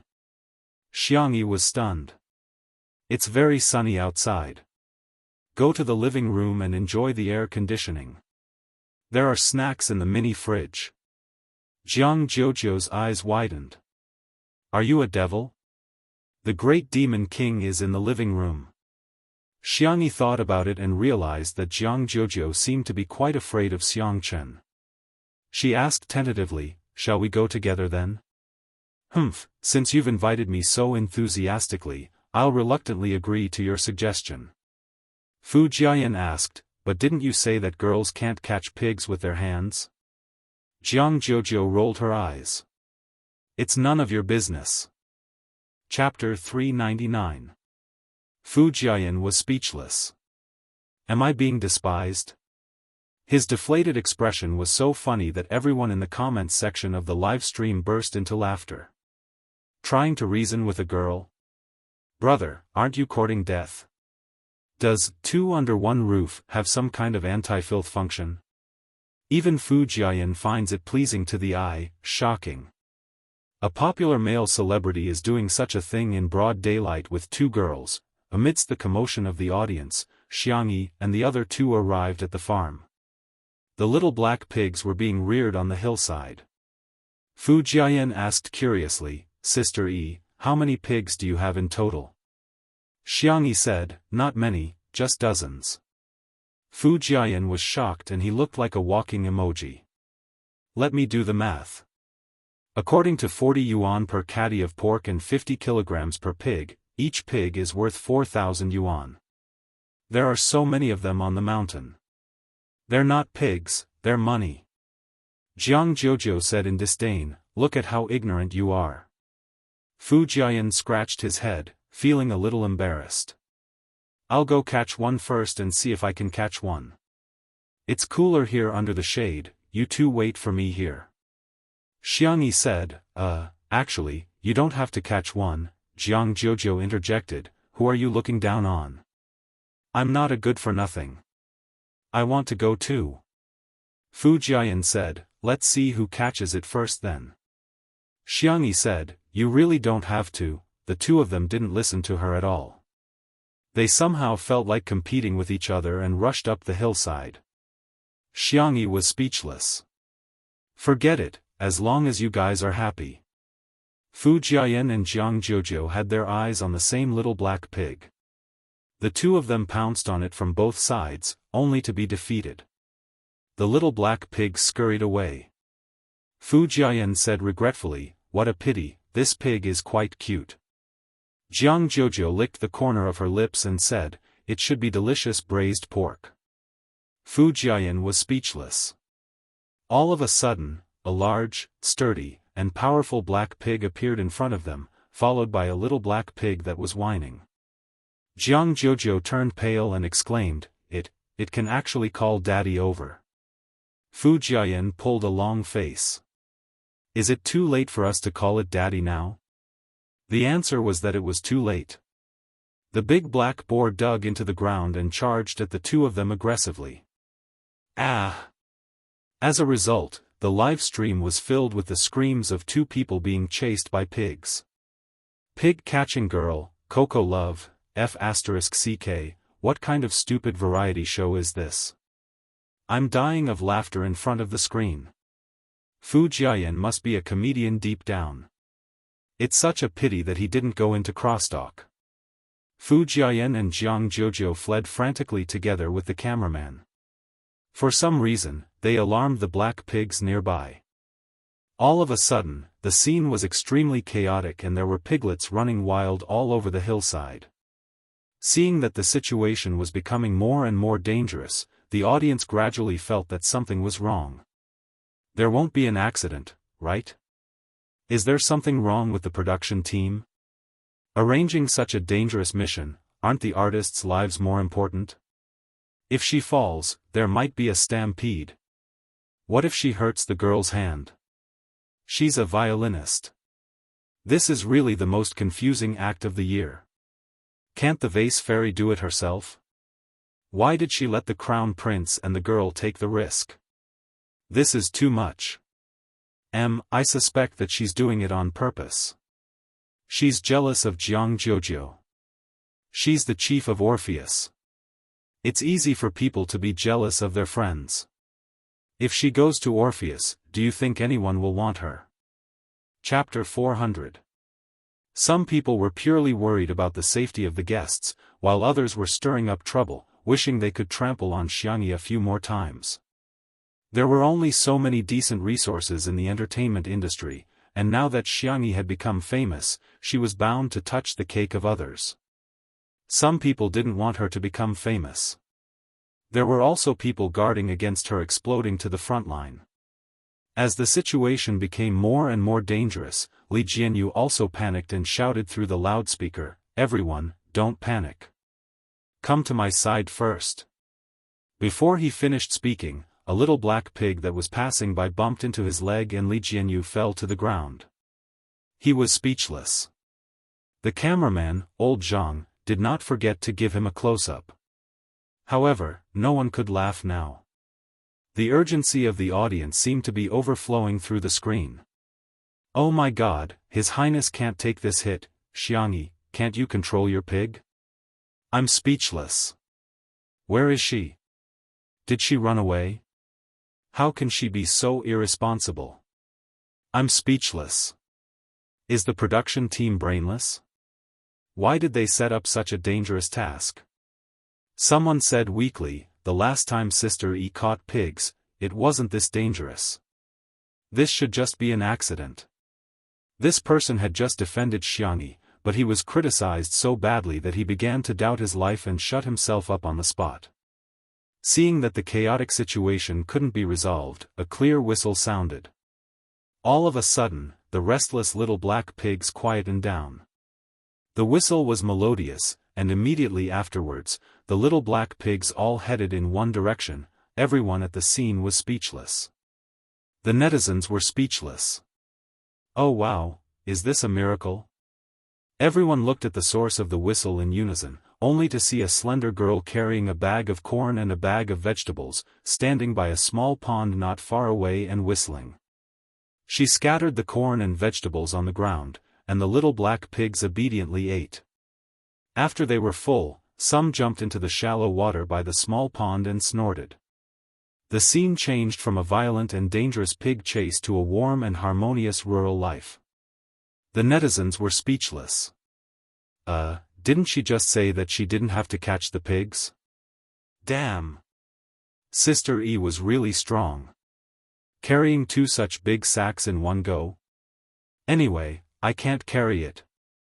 Those who scolded and ran away, come out and get beaten up. Xiang Yi went to get some food. Who knew that they would be chased by pigs? Instantly. The group of people who had scolded the most fiercely just now were too embarrassed to say anything. It turned out that not only did she not abandon them, she even appeared to help them out. Phew. Fu Jiayan let out a long sigh of relief. Oh my God, I was scared to death. He was drenched in sweat from running and his clothes were stained with grass and mud because he had been protecting Jianghu just now. Jianghu, who was at the side, wasn't much better than him. Her meticulously permed hair had already fallen apart and the bow on her head was crooked too. She walked towards Xiangxia fiercely. Fu Jiayan was shocked. Could it be that this eldest miss was going to settle the score with Sister E? He was not the only one. Many people in the live stream had the same thought. Oh, someone is going to be unlucky, serves her right.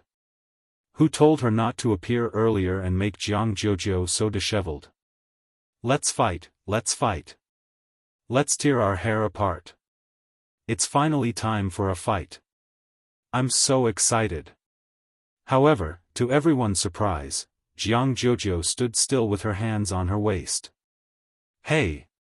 I want to eat that pig for lunch. Chapter 401. Everyone was speechless. What the hell? Sister, do you still remember that you're a noble and elegant violinist? Xiangxia asked in a gentle voice. Huh? Which one? That one. Jianghu felt extremely aggrieved. It's rubbing my butt. Humph, I'm going to eat it. Jianghu was very willful, but Xianxia indulged her. Okay, we'll kill it later then. The netizens were appalled. Little black pig, it can't escape the punishment of fate, ha ha ha ha, this girl is so cute. Sister E is a woman who says the cruelest things in the most gentle tone. Pigs are so cute, how can one be enough? Why don't you kill 2 more and hold a fan lucky draw? The disheveled Wuxia seemed to have had an epiphany as he muttered, so this is the correct way to complete the bathing task. Heaven and man are one, the Tao is natural, people and the environment get along harmoniously. Umitba, little piggy, I wish you a speedy ascension to heaven. No wonder Xianxia said that there's no need to catch them. It turns out that if I feed the pigs by the small pond, they'll jump in and bathe themselves. The netizens teased. Wuxia, master, I'm enlightened. Is the crown prince trying to expiate souls? Wuxia is a comedian. Major variety show dads, please look at our brother. This segment was too entertaining. Li Jianyu sighed with emotion. Back then, when Shui asked him to invite Xiang, he did so with the intention of getting a buy one get one free deal. But now, it seemed that Xiang was the treasure that he had bought, and Shui's father was just a freebie that was placed on sale at the supermarket. He even wanted to tailor a variety show for Sister E. Isn't it nice to be alone and beautiful? When the time comes, the variety show award would be within reach. Hee hee, hey hee hee. Ruan Qing's voice pulled Li Jianyu back to reality. How much longer are you planning to sit on the ground? Li Jianyu snapped back to his senses and finally realized that he was still sitting on the ground. Ruan Qing reached her hand out to him in amusement. Li Jianyu was stunned and said weakly, Sister Ruan, can you not hit my face? I didn't know that this mission would have such a dangerous possibility. Previously, when Sister E was catching pigs, it was all very peaceful. Ruan Qing was speechless. I was trying to pull you up. So it wasn't him? Little Li, the sociopath, was ecstatic. After the little piglets finished bathing, Xianxia skillfully caught them and prepared to bring them to be processed. She then arranged for Wuxia to pick some ingredients. Pick some red and green chilies, 2 green onions, and 2 heads of garlic. Thank you. Wuxia was elated. Great. Sister E, you're the best. You gave me such a light job. Jianghu asked, what about me? Xianxia pointed at the glass greenhouse and said, why don't you take a rest inside and I'll make you a pot of flower tea. Wuxia? Isn't this a double standard? Wasn't this double standard? The young girl washed her hands and made tea for Jianghu in a fluid manner. Before she left, she even helped Jianghu redo the bow hairpin. Jianghu was secretly delighted, but she still had to pretend to be indifferent. Okay, by the way, I want to eat braised pork trotters. Xianxia said, okay. She carried the struggling little black pig with one hand and walked towards the kitchen. The cameraman asked, why are you so nice to Miss Jiang? Xianxia was puzzled. Isn't it only right to be nice to your friends? All of a sudden, countless people flocked to Shui's Weibo. Shui v. Shui. If you don't come back, your wife is going to run away with someone else. Chapter 402. At the same time. At a certain movie premiere. Although Shui played a supporting role in the movie, his character design and scenes were very outstanding. After the premiere, the character that left the deepest impression on everyone was the one he played. Even during the interview, he was the one who was asked the most questions. Shui calmly brought the topic back to the main character.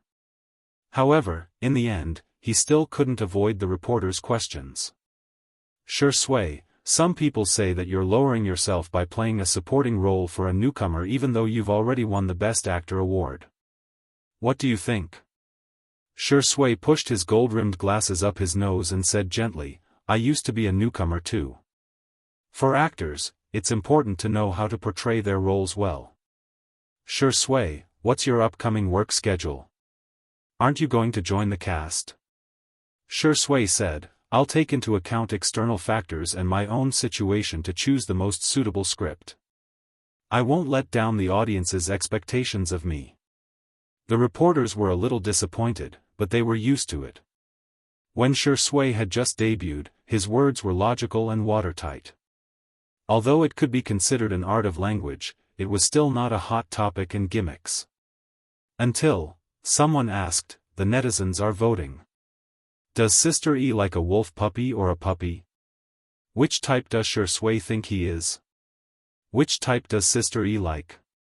Everyone was speechless. Awesome. That was the right question. For a moment, all the cameras were aimed at Shui, hoping to hear some juicy gossip. The handsome man raised his eyebrows and said lazily, "Can't I be human?" Someone laughed first, and the crowd burst into laughter. The reporter who asked the question held back his laughter and asked, "Shui, do you think Sister E likes a wolf puppy or a puppy?" Shui said, "I know. She should like humans." Pfft. The reporters realized that Shui actually had a humorous side to him. However, if one thought about it carefully, one would realize that there was a double meaning to his response. Sister E liked humans, but he was also a human. It could be understood that Sister E liked him, but she didn't use a definite tone, which made people's imaginations run wild. Damn! Brother, where can I buy your works? Xiangyi was busy in the kitchen. Fu Jiayan was bored out of his wits and wasn't familiar with Xiangyi's brothers either. Hence, he had no choice but to chat with Jianghu awkwardly. Jianghu wasn't in the mood. While playing with her cell phone, she answered indifferently. Suddenly, Fu Jiayan asked about Xiangyi. When did you meet Sister E? Jianghu raised her head and said with certainty, 3.5 years old. You even remember this? Fu Jiayan was a little surprised. A 3-year-old child can't remember anything, right? I just remember. Okay. Tell me then, what was Sister E like when she was 3.5 years old? Jianghu got lost in her memories and paused for a moment before saying, she was pretty much the same as she is now. She was a crybaby, timid, weak, helpless, and pitiful. Fu Jiayan was speechless. Wait, are you sure you're talking about Sister E? Humph, she's just an annoying kid. Jianghu commented. Thinking about what happened in kindergarten, Jianghu got angry. Xiangyi is very nice, but she's nice to every child. Anyone can share her after-meal fruits. She already has a harem at such a young age. She's so annoying. Chapter 403. However, in the ears of the netizens watching the live stream, her words sounded a little different. Haven't you guys realized that Xiangyi doesn't have any friends at all? Who said she doesn't? Qin Wanyan is her best friend, yet she exposed her so easily. From this point, you can see her character. Although Shui doesn't have many friends, they are all close friends. On the other hand, the vase fairy only knows how to seduce men. How could she have a true female friend? As the camera panned to the kitchen, Xiangyi's pork trotters were stewing, and the live comments were instantly flooded with new comments. Is this Xiaohei? It looks so fragrant. Wow, Xiaohei has such a good figure. She's neither fat nor thin. I'm drooling. Xiaohei? You guys are still lusting after my body at a time like this? Be a human. Sister E is weak, helpless, and pitiful. She's a devil who can catch a pig with one hand and sharpen her knife to kill a pig, okay. The comments section was very lively, but Xiangyi's expression was very calm as she quietly cooked. Every time she cooked, she would put her heart and soul into it. What might be boring for others was equivalent to relieving stress for her. The scene of a young girl cooking was pleasing to the eye, as if she was enjoying a piece of art. When the last dish was placed on the plate, Xiangqi and Xiangyu had already consciously come over to serve the dishes. Fu Jiayan was still thinking about clearing his name, so he helped clean up the table and sat upright with a solemn expression. I can't eat too much. I'm going to steal the role of an otherworldly immortal. I just have to taste each dish. Besides, I don't believe that the previous live stream wasn't an act. Sister Yi's cooking did look delicious, but how delicious could it be? Fu Jiayan picked up a piece of twice-cooked pork with his chopsticks, still thinking about how he had eaten at a top-notch restaurant that cost a few thousand yuan per person. What the f***ck? It was fatty but not greasy, salty, and slightly spicy. The slightly sweet taste suddenly bloomed on the tip of his tongue, capturing his taste buds in an instant. The pork was freshly slaughtered and the chili was freshly picked. Paired with bean paste, green onions, and garlic sprouts, it created a rich and unique taste. What kind of delicacy was this? An exceptional delicacy. Fu Jiayan was dumbfounded. By the time he reacted, the dishes on the table had already been reduced by a third. His pupils trembled as he looked at the scene in front of him in shock. Hades had brought his own big bowl of rice, but Xiangyu's bowl was even bigger than his. Perhaps it would be more appropriate to describe it as a small basin. Even the elegant and modest Dr. Xiang and the cold and indifferent lawyer Xiang had small mountains of rice on their plates. Country bumpkins. Jiang Jojo said in disdain, what's wrong with that? In the past, they would even bring pots and pans to their meals. Fu Jiayan suddenly realized that the competition in the Xiang clan was actually so cruel. As he ate, he asked, why aren't you eating? Jiang Jojo picked up a piece of stir-fried vegetable elegantly and rinsed it with water before eating it. She raised her head arrogantly. The orchestra is about to perform. I'm the lead violinist. Rounding it off, it would be the C position, all right? I'm trying to lose weight, so I definitely won't eat such greasy meat dishes. Not even a single bite. Fu Jiayan agreed. You're right. Missy, I wish you success. In the next second, he picked up all the remaining pieces of vegetables in front of Jiang Jojo. Jiang Jojo was speechless. At this moment, a strong and spicy aroma wafted into her nose. Chapter 404. She couldn't control her physiological instincts and looked towards the source of the aroma. Xiangyi came out of the kitchen with a plate of braised food. At the top was a soft and tender pork trotter, surrounded by a circle of duck wings and chicken feet, as well as a few pieces of dried tofu and shiitake mushrooms. The food was all soaked in the beautiful reddish-brown gravy and sprinkled with some white sesame seeds. The aroma of the food wafted in all directions, causing the cravings in the depths of one's heart to come out. Fu Jiayan. Jiang Jojo. The brothers of the Xiang family were obviously immune to their sister's delicacies as they all looked rather calm. However, the impact on Fu Jiayan and Jiang Jojo was too great. It smells so good. How can it be so fragrant? Gulp. Fu Jiayan couldn't help but swallow his saliva. Xiangyi placed the braised food platter in the middle of the dining table and said, I asked around and everyone can take spicy food, so I made some spicy food. Try it. Ah, by the way, I'll go get some soy milk. The little girl got up to get the soy milk and the table immediately went into battle mode. The brothers of the Xiang family exchanged glances and sparks flew everywhere. Fu Jiayan was so cowardly that he didn't dare to move his chopsticks at all.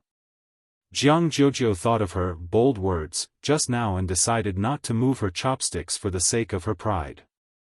Soon, the brothers of the Xiang family decided who was better. Sangchen was the first to move his chopsticks and picked up a few pieces of pork trotters that were just right for his mouth. Xiangli was the second to move his chopsticks and he picked up all the vegetarian dishes. Xiangqi and Xiangyu were carnivores, so one of them picked up a duck wing while the other picked up chicken feet. When it was Fu Jiayan's turn, he picked up a small piece of pork trotter that had fallen on the plate and stuffed it into his mouth. It was fragrant at first, but it soon turned numb and spicy on the tip of his tongue. The meat was soft and tender, and even the bones seemed to have been stewed. The sauce rubbed against his mouth and brought out a sweet aftertaste. After swallowing the small piece of meat, it really melted in his mouth and left a rich aftertaste. It was different from Fu Jiayan's initial imagination. Once he tasted it, he really got carried away. Only tasting each dish and not eating more? No way. Fu Jiayan fully demonstrated to the audience what an adult man's appetite was. He wished he could bury his face in his bowl and enjoy the food. The netizens were speechless. This is like a pig entering a granary, Your Highness, what kind of delicacies haven't you eaten before? Do you really have to enjoy them so much? It's over, the calm and collected crown prince in my heart is gone. All that's left is this heartless eating machine in front of me. As for Jianghu, she had fallen into a painful struggle. Eat, not eating, ah. Xiangyi's clear voice sounded in her ears, Jojo, go ahead and eat.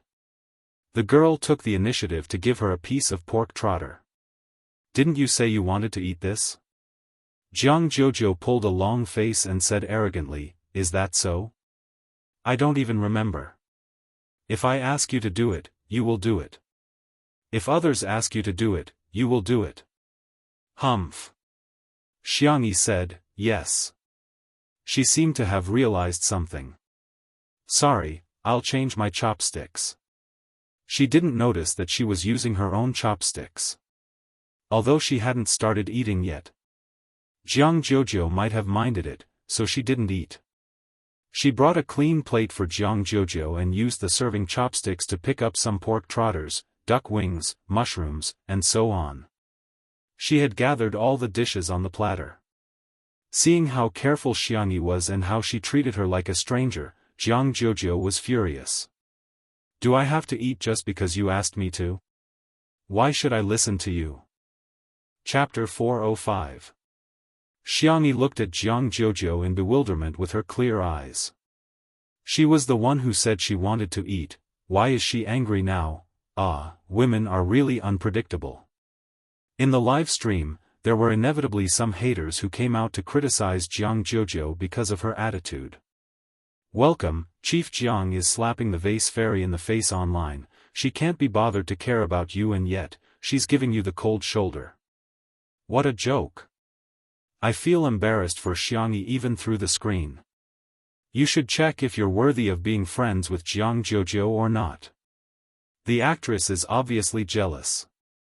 Jianghu has already said that she wants to lose weight but she's deliberately making Jianghu eat greasy and high-calorie food. What is she up to? She's so evil. The brothers of the Xiang family glanced at Jianghu. She couldn't hide her thoughts from them, but they couldn't be bothered to get involved in the matters between girls. Hence, they continued to eat separately. Xiangyi thought about it and said in a warm voice, don't eat then. Do you have any other dishes you want to eat? I'll make them for you, or I can order some takeout for you like a light salad. Perhaps, Jianghu just didn't want to eat the food she cooked. Xiangyi felt that she shouldn't force her. Jianghu glared at her. Is that how you persuade people to eat? Xiangyi was slightly embarrassed. I'm really not very good at this. For example, Jianghu's grandmother was very good at persuading people to eat. Whenever there were juniors in the family, she would enthusiastically make them eat. She would only persuade them to stop eating if they couldn't eat, humph. Jianghu picked up her chopsticks and said arrogantly, since you've already cooked, I'll try it. I'm telling you, if it's not delicious, I'll spit it out. Xiangyi nodded obediently. Atrocious. How can I be so cute? The tips of Jianghu's ears turned red. She avoided Xiangyi's gaze and lowered her head to scrutinize it. She then chose the tender and glossy pork trotter and took a bite. The world seemed to have suddenly frozen as the hustle and bustle turned into silence while the colors turned into black and white. Jianghu felt as if there were fireworks exploding in her head. Then, a white light appeared in front of his eyes, and all of his senses became dull. Only his sense of taste was magnified countless times. He could acutely sense that the thick gravy was wrapped in the bouncy meat that was rich in collagen. It was extremely invasive and occupied his taste buds unstoppably. His saliva was secreted rapidly and he swallowed it down his throat. "How is it?" Xiangyi asked. Jianghu didn't answer, or rather, she answered with her actions. The little girl moved her chopsticks as if they were flying, crazily stuffing food into her mouth. The bones of the chicken feet came off with a light suck, and the meat of the duck wings came off in a few bites. The vegetables were even more so. One mouthful after another, she couldn't stop at all. Ha! Phew! Her lips were red from the spiciness, and there was a tingling and burning sensation spreading. However, the pain only intensified the stimulation, just like when one ate a spicy stick, the spiciness made one's brain buzz, but thousands of words could be condensed into one word: awesome. Xiangyi handed her a bottle of soy milk at the right time. Jianghu sucked 2 mouthfuls with a straw and found that it wasn't enough. Hence, she hugged the bottle tightly and continued to eat the braised food. Her belly was bulging at a speed visible to the naked eye. Click, the buttons on the waist of her red checkered skirt suddenly burst open. Although she wasn't exposed, it happened to be recorded by the camera. The netizens were dumbfounded. Did she eat so much that her skirt burst open? Before the crowd had time to complain, they saw Xiangyi blocking the camera. Her milky white face was extremely serious. "Don't shoot." Chapter 406. The staff were all stunned. Ever since the live stream began, they had never seen Sister E so fierce. Even when she threw the scumbag away yesterday, she still looked nonchalant. There were suddenly more comments in the live stream. "A new cult has appeared. How can it be stagnant? Ijo, I can do it. Pretty girls should have sex with pretty girls. I'm on Jiu Yi's side. Tsundra Big Sister X is gentle, rich, and beautiful. She's like a fairy. Madam, please give me more food. Wow, Sister E is so gentle." Actually, Jianghu didn't expose herself, she even covered it immediately. At the dining table, Jianghu's face was flushed red and she was so ashamed that she wished she could dig a hole and bury herself in it. She hurriedly sucked in her stomach and tried to pretend that nothing had happened. However, she had eaten too much and even drank 2 bottles of soy milk. Her stomach was so round that she couldn't suck it in at all. The men present were all very gentlemanly and didn't make fun of her. Xiang Qi even took the initiative to ask, "Do you want me to stitch it up for you?" For the sake of making friends with Xiangyi, her brothers had always been worried sick. That was the difference between men and women.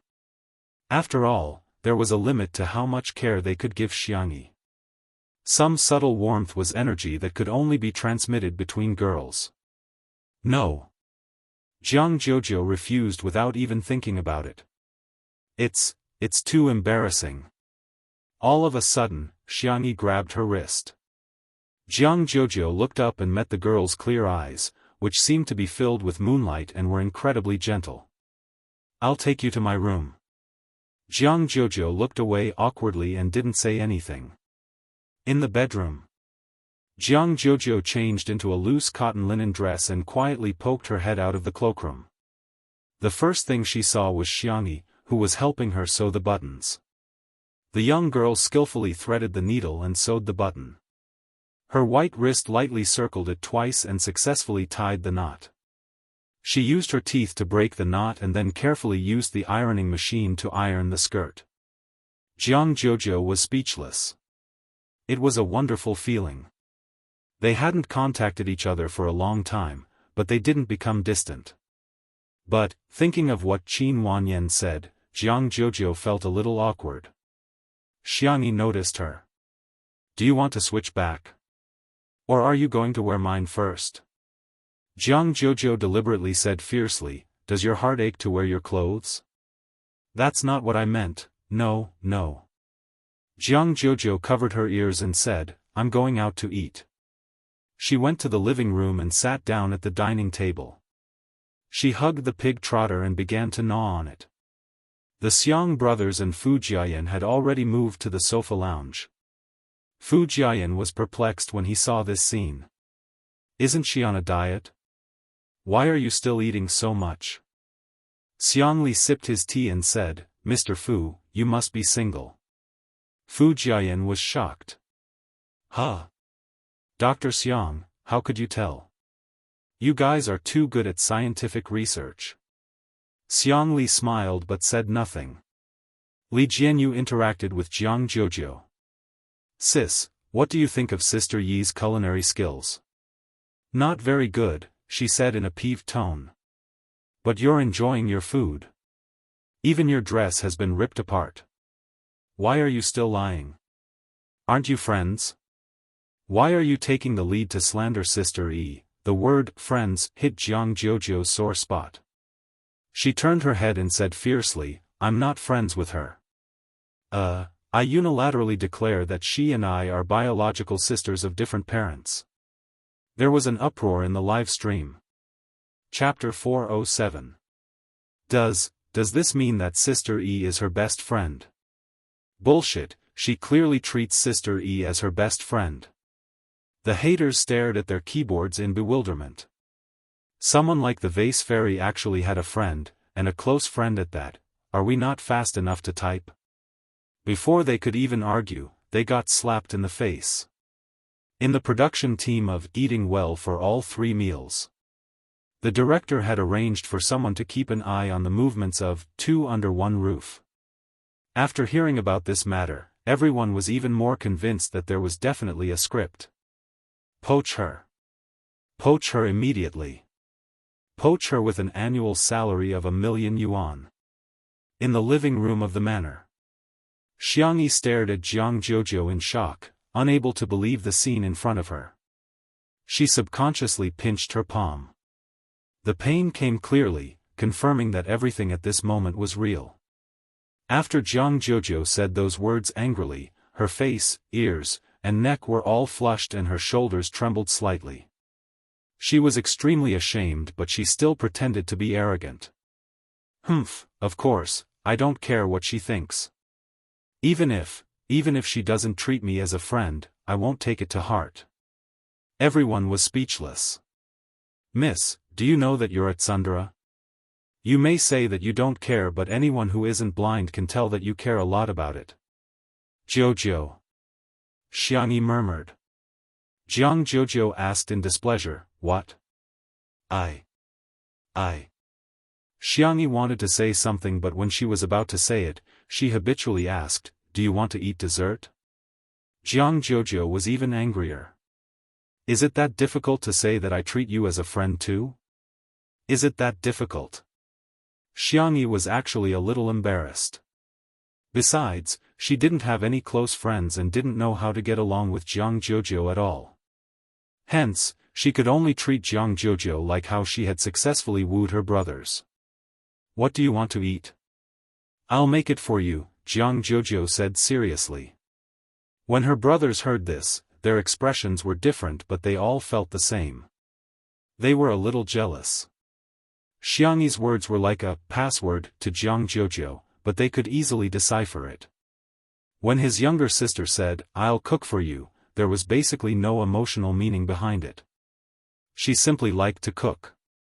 When his younger sister said, I'll cook for you, it meant that she had a good impression of this person and was close to him. When his younger sister said, what do you want to eat? I'll make it for you. This meant that she had a strong impression of him. If it were a man, they would have suspected that Xiangyi was confessing. Jianghu pouted and said, I'm going to take an afternoon nap later, and then have afternoon tea. All right. I still want to go to the glass greenhouse to take pictures. Help me shoot. All right. I want to sleep with you tonight. Jianghu clenched her fists and said with a flushed face, you have to wear our sister's pajamas with me. Sure. Jiang Jiujiu's eyes were glistening and she seemed to be trying to hide the joy in her heart. She lowered her head and took a few more bites of food, but the corners of her mouth were raised high. Her brothers, was this the friendship between girls? In the live stream, the fans of the Ijiu couple were celebrating. Sure Sui, am I not worthy? Jiujiu, yes. Medic. Give me an injection of insulin. Woohoo, sleep together. Our Jiujiu is the rightful wife, no one dares to refute, right? Sister E is so good at doting on others. Sob sob sob, is this what sisterhood is like? Chapter 408. The netizens in the live stream chatted excitedly about the couple and someone took screenshots of it and submitted them to a famous verified account. All of a sudden, they were all laughing and mocking Sure Sui. After Sure Sui attended the premiere and the celebratory banquet, Si Chuanbai showed her the trending searches. The man who had always been strict and meticulous was obviously trying to hold back his laughter at this moment. You've been despised by the netizens again. Sure Sui raised her eyebrows and noticed that he used the word again. After casually browsing through the process of the matter, he couldn't help but laugh. It's a good thing that Sister E has friends. After all, there was a 7-year age gap between him and Xiangyi and the two of them didn't have much interaction in the past. However, he had seen how lonely she was when she was in school. She kept skipping grades and getting busy all the time. In his impression, Jiang Jiujiu was the friend she had been hanging out with for the longest time. Si Chuanbai said, "You're quite open-minded. Should I praise you for having a good attitude? The Ijiu couple has already been created." Sure Sui sat in the nanny van, crossed her long legs lazily, and slowly loosened her tie. Changed the navigation to the manor. Outside the window, light and shadows flashed and the scenery changed. The man said calmly, "Go back and teach the little girl what it means to be the main wife." Si Chuanbai was speechless. Indeed, he and the netizens were overthinking. So what if she's at Sundara? Sure Sui has never lost. While Jiang Jiujiu went to take a nap, the live stream was paused and Li Jianyu announced for everyone to take a 2-hour break. Xiangyi was in a state of excitement and couldn't fall asleep at all. She ran to the kitchen, picked up a taro, peeled it, and got ready to steam it to make mashed taro. She remembered that Jiang Jiujiu liked it. Suddenly, a few tall figures walked in from the kitchen. Xiang Li came over and took the initiative to peel the taro for Xiangyi. After the acupuncture, his hand had improved a lot. Xiang Yu was sitting on a small stool and playing with a game console. His hand speed was astonishingly fast. Xiang Qi leaned against the wall lazily and yawned, wondering why Xiang Yu had gathered everyone. Sangchen stood tall and slender. Even though he was dressed in casual clothes, it was difficult to hide his oppressive aura.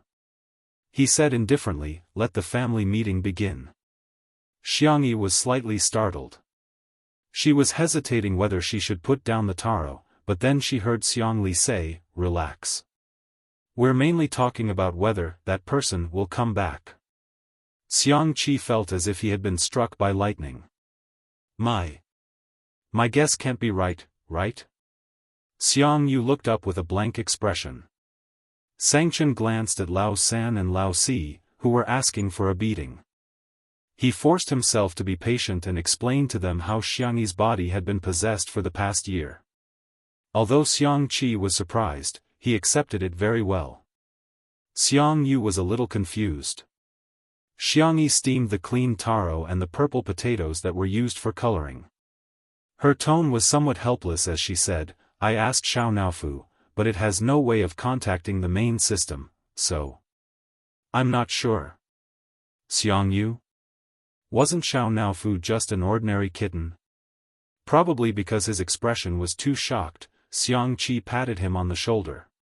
"Hey, it's okay. Little uncle must be stupider than you. He would never guess that in the past year, little sister wasn't little sister." Xiang Yu. Comparing him to little uncle? Thank you, but he wasn't comforted. Xiang Li, who had the highest IQ, frowned. If there's no way to take a shortcut, then we can only use the stupidest method. Everyone looked at him in unison. According to the known situation, the premise of soul replacement should be that little sister is injured or in a weak state. Then, the simplest way is to find someone to protect her 24 hours a day. Chapter 409. Xianxia asked, "Bodyguard?" "I'll go look for one and see if there are any suitable ones." Xiangqi interjected, "You have to find a female bodyguard. A male bodyguard can't be guaranteed to be around 24 hours a day." Xiang Yu's brain twitched. "A boyfriend can." In an instant, the three brothers cast murderous glances at him. Xiang Yu wished he could die on the spot. He said, "I was just kidding, is it funny?" Ha, ha ha ha. He laughed dryly as cold sweat broke out on his forehead, for fear that his brother would teach him a lesson. Xianxia glanced at him and couldn't be bothered to argue with him. He said calmly, "I'll make the arrangements." Xiangli said, "I think I can apply for official protection of family members. Let me make a call to confirm." Xiangqi exclaimed, "I'll go ask around too." Xiang Yu said, "I'll ask my friends too." The few of them were very efficient. As soon as the taro and purple potatoes were cooked, Xiangyi learned that she had 10 bodyguards. The corners of her mouth twitched. Isn't that a little too much? Actually, I can protect myself too. 10 is too much. Don't let your guard down. Don't worry, I can afford it. Xiangyi had no choice but to accept their good intentions. After the family meeting, the brothers left one after another. After all, they all had things to do. After sending her brothers away, Xiangyi was a little melancholic, but she soon accepted reality. She cherished it even more because it was too difficult to get together. Jianghu woke up from her afternoon nap and scurried out of the guest room to look for Xiangyi. After wandering around, she saw Xiangyi in the kitchen. The young girl was quietly preparing the ingredients for milk tea, which were her favorites, such as mashed taro and taro balls. The light in the oven was on and the aroma of cookies wafted out. It was a warm and quiet scene. Ding! It was time for the oven to open. Xiangyi took out the cookies and tasted them. Seemingly thinking that they tasted good, the young girl tilted her head and gave herself a thumbs up. Jianghu, "Ah, my sisters are so cute." Sensing Jianghu's gaze, Xiangyi looked over and said with a smile, "You're awake. Do you want to go for afternoon tea?" Jianghu folded her arms arrogantly and said, "Since you've already invited me, I'll consider it." A second later, she nodded. "All right, I've thought about it." Xiangyi. "Really? Then I'll bring the food to the glass greenhouse." Jianghu sounded awkward, but her body was very honest as she took the initiative to share half of the burden with her. It just so happened that the staff had almost rested. Li Jianyu shouted and prepared to shoot the afternoon tea of the two girls. A few minutes later, the netizens received a push notification for the live broadcast. When they clicked on it, what appeared in front of them was a scene that looked like an idle drama. The wind was gentle, the clouds were light, and the distant mountains were beautiful. The sunlight was refracted through the glass, and the flowers and grass grew luxuriantly. On the round table covered with a lace tablecloth, there were delicate biscuits and milk tea. There were a few freesia in a slender porcelain bottle. The two girls were sitting opposite each other, leaning against the recliners and swaying slowly. The white and soft kitten was nestled in Xiangyi's arms while the silly little Shiji was squatting by Jianghu's feet. Jianghu took a bite of the biscuits and milk tea, squinting her eyes in bliss. "I'm taking screenshots like crazy, this is so beautiful. The director is so good, this is my ideal life. Huh. I think I saw Shui coming back. He's at the entrance at the bottom left corner of the screen. Let him go. Let him run away from home." Chapter 410. Ha ha ha, are you serious about telling Shurindi to run away from home? My mom is asking me why I'm laughing like a pig. The camera panned to a distant view. The man was dressed in a tailored black suit that accentuated his height and long legs. His tie was loosely tied, and a few locks of his hair were hanging down. He looked relaxed and casual.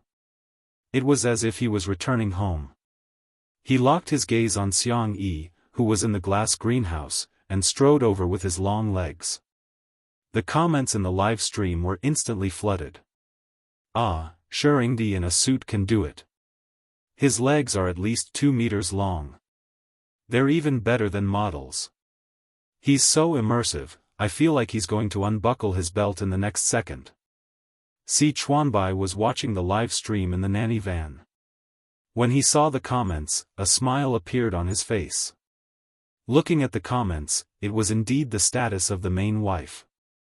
His phone vibrated and he picked it up. Ah Nan's anxious voice came through the receiver.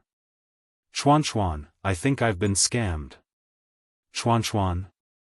Don't you think it's strange to call him Chuan? It sounds like you're taking advantage of me. And it sounds a little strange. Si Chuanbai interrupted his nonsense. This little colorful guy always said shocking things. He pressed his eyebrows. Get to the point. Someone claimed to be the director of the variety show, National Mass Workout, and said that he wants Sister E to be a flying guest for the next episode. I don't think it's real, but I'm afraid it's true. Si Chuanbai raised his eyebrows. Even he was a little stunned. National Mass Workout was a national variety show that could be said to be the most popular variety show at the moment. It had recorded a total of 2 seasons, and the 3rd season was in preparation. Every season, the guests invited could be said to be the top or A-listers, or they were the senior big shots with a high status. Si Chuanbai took a deep breath and said, "Send me the contact information." 2 minutes later, Si Chuanbai confirmed that it was really the director of National Mass Workout. Ah Nan was extremely excited on the other end of the phone. Ah, our girl is so capable. Si Chuanbai smiled and said, she's quite capable. In a sense, Xiangyi's popularity could be said to have risen from C-list to A-list. However, the industry wouldn't recognize her status if she didn't have any film or television projects. But if the resources could keep up, if he became part of Miss Xiangyi's family, he would be able to become an S-lister for free. A glass greenhouse. Shi Sui greeted Jiang Jojo politely.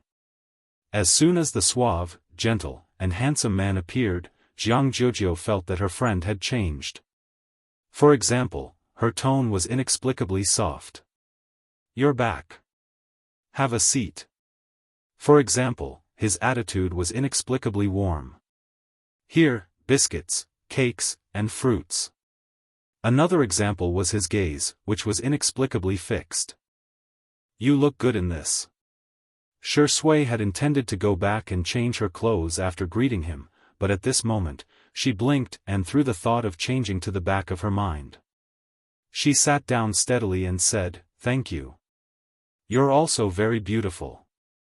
Jiang Jojo gritted her teeth and thought, why does it feel like an old married couple? Cough, cough. Jiang Jojo coughed hard a few times to get Xiangyi's attention. You said you wanted to take a photo, help me. Sure. The two girls met and began to study which software and filter were better. A certain best actor quietly raised his hand and unbuttoned the top 2 buttons of his shirt.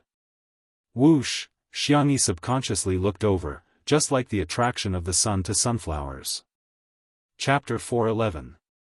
His black tie was loose and the top of his snow-white shirt was slightly open, revealing his clean and clear collarbone. His skin seemed to be a mixture of moonlight and snow, fair and delicate. Xiangyi seemed to have been bewitched as she couldn't look away for a while. I think this retro filter is quite nice, it gives off the feeling of a Renaissance oil painting. Jiang Jojo murmured, only to realize that Xiangyi was distracted. She looked in the direction of her gaze, damn. How can my sister be bewitched by a man? Jiang Jojo was puzzled. She was extremely frustrated and poked Xiangyi's arm with her finger. We agreed that you would take photos of me. Xiangyi seemed to have woken up from a dream. Ahem, I'll take photos for you then. Stand over there, the light is better. Jianghu happily went to take photos and even raised her eyebrows at Shui provocatively. Men are bullshit. Sisters are treasures. In the live stream, the netizens were delighted to see this scene. Jealous Sui, disdainful Jojo. Shui is a man, but his collarbone is even more pronounced than mine. Oh my god, I love men who are relaxed, lazy, and abstinent. Shui, undo a few more buttons. I don't lack this bit of traffic. Xiangyi patiently took photos of Jianghu. After taking dozens of photos, the two of them huddled together to discuss which one looked better. Thanks to her narcissistic third brother, Xiangyi's photography skills and aesthetic sense were both on point. Jianghu looked like a noble girl from the Middle Ages. A professional photographer had once taken photos of Jianghu and the composition and angle of the photos were impeccable. However, Jianghu felt that Xiangyi's photos were thousands of times better than those taken by a professional photographer. However, her tone was still arrogant. Humph, you're just so. You haven't improved at all after so many years. Her body, however, was very honest. She held Xiangyi's arm with her hand, which was a gesture of intimacy between sisters. Shui saw this scene. He calmly picked up the glass of water and sipped slowly. Swoosh, Xiangyi looked over again like a good-for-nothing. Under the warm light, every part of the man's face was perfect. He raised his snow-white neck, his Adam's apple moving up and down as he swallowed. His pale thin lips were wet with water. He frowned and licked the corner of his lips, seeming to be intentional or unintentional. As if sensing Xiangyi's gaze, he looked up and his thin lips parted into a thin but seductive smile. Jianghu thought, damn you, dog of a man. Half of the netizens in the live stream were screaming and the other half were quacking. Covering my mouth can't stop me from screaming like a groundhog. Brother. I can do this. I really can. Goose. Jianghu's expression is hilarious. You didn't expect this, did you? The person in front of you is a Grand Slam Best Actor. Seriously, Shui is fighting for attention, right? Wasn't it? Sure enough, he was a man with a mental age of 10. I laughed so hard that my neighbors within a 10-mile radius would have to rely on hearing aids for the rest of their lives. Jianghu gritted her teeth and thought to herself, my good sister will never fall for such a dog of a man. In the next second, she heard Xiangyi ask gently, do you want to take a photo? Shui blinked and said with an innocent expression, but I'm not wearing any makeup. Will I look ugly in the photos? I'm so envious of Sister E for making you look so good in the photos. Jianghu was speechless. Isn't she just saying, sister, you're so good at makeup, unlike me who doesn't even know how to put on foundation? Chapter 4:12. The staff at the scene had a hard time trying to suppress their laughter, but the netizens watching the live stream didn't have so many scruples. She's so green as soon as she opens her mouth. Oh my god, Shui is so good at variety shows. I can't take it anymore. Look at Xiao Naofu and little Shiji's expressions. I'm rolling around in bed laughing. Only then did the crowd notice that Xiao Naofu had taken a few steps back with a look of disdain, seemingly trying to draw a line between him and Shui. Little Shiji had no idea what was going on and chased after Xiao Naofu while wagging its tail continuously. It was a vivid illustration of what it meant to dislike dogs and cats. However, Xiangyi retorted seriously, no, you look good in all the photos. Shui was slightly stunned, but after a moment, he couldn't help but burst into laughter. It seemed that Xiangyi had an inexplicable trust in him at all times. Just that, he suddenly felt a sense of guilt. He stopped teasing her and said in a low voice, I'll leave it to Sister E then. Xiangyi took out her cell phone and began taking photos of him. Jianghu stomped her feet in anger, causing countless viewers to laugh hysterically. What kind of magical scene is this? Other people's scenes were thrilling, and repeatedly testing the edge of death. The scenes on Two Under One Roof were hilarious, and so hilarious that their abs would pop out at any moment. This scene, without a doubt, became one of the famous scenes that fans of Two Under One Roof often relived. Xiangyi took dozens of photos of Shui with an impartial attitude. "I'll send them to you later." The young girl remembered what Nan said last time. Shui's Weibo account was full of weeds all year round and she couldn't be bothered to open it for business. Hence, she asked, "Do you want to post a 9-grid Weibo post? There should be a lot of people looking forward to it." Shui nodded and said, "Sure." All of a sudden, the countless Shui sisters in front of the screen fell silent. Most of them didn't have a good impression of Xiangyi at first. After all, Xiangyi's reputation was too poor previously and she had been criticized on the internet for nearly a year. Hence, everyone would be affected and prejudiced against her. But, after Shui joined Two Under One Roof, he really changed. He used to be on set all year round, and there was almost no activity except for his work. His fans couldn't catch any traces of his life, and many even pessimistically thought that he didn't care about his fans at all. However, Two Under One Roof allowed everyone to see the relaxed side of Shui, especially his interactions with Xiangyi. Only then did they realize that he also had a childish side. When he was childish, he would even bully kittens. This Shui might not be perfect, but she was very real. Now, Xiangyi even urged Shui to open for business. That feeling was really subtle. Sometimes, there was no reason to hate someone. Similarly, having a good impression of someone was just as sudden. Shui was typing something on her Weibo account while Jianghu seized the opportunity to grab Xiangyi's wrist. That. The proud and pampered young miss was now stammering, her small fists clenched tightly. "Xiangyi, Everyone's curiosity was piqued by her. Jianghu closed her eyes and finally made up her mind to express what she found hard to say.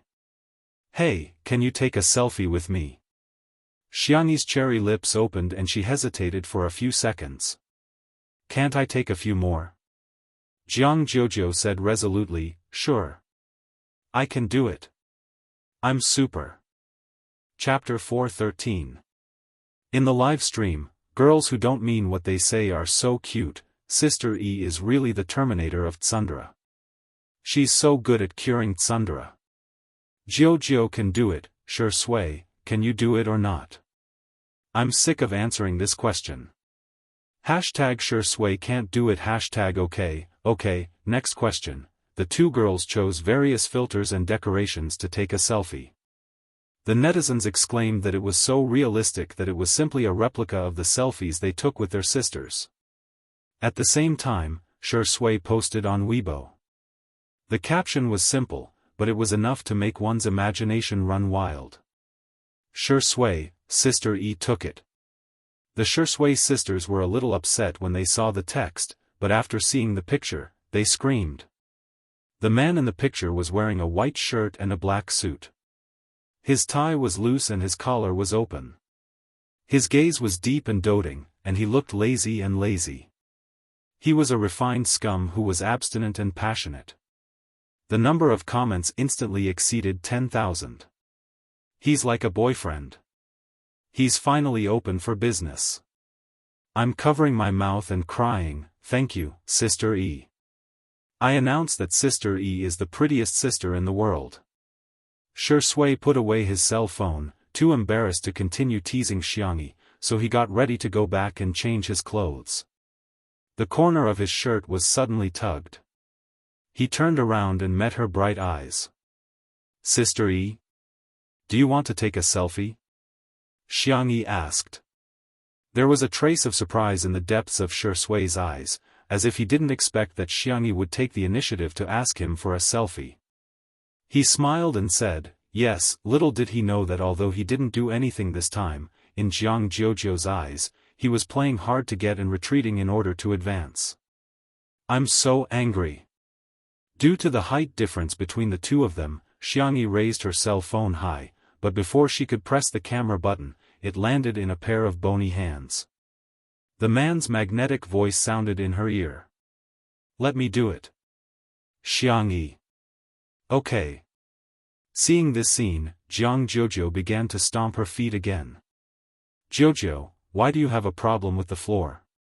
Fu Jiayan yawned and appeared beside Jianghu while his hair was messy. No one woke him up. He had been taking an afternoon nap until now.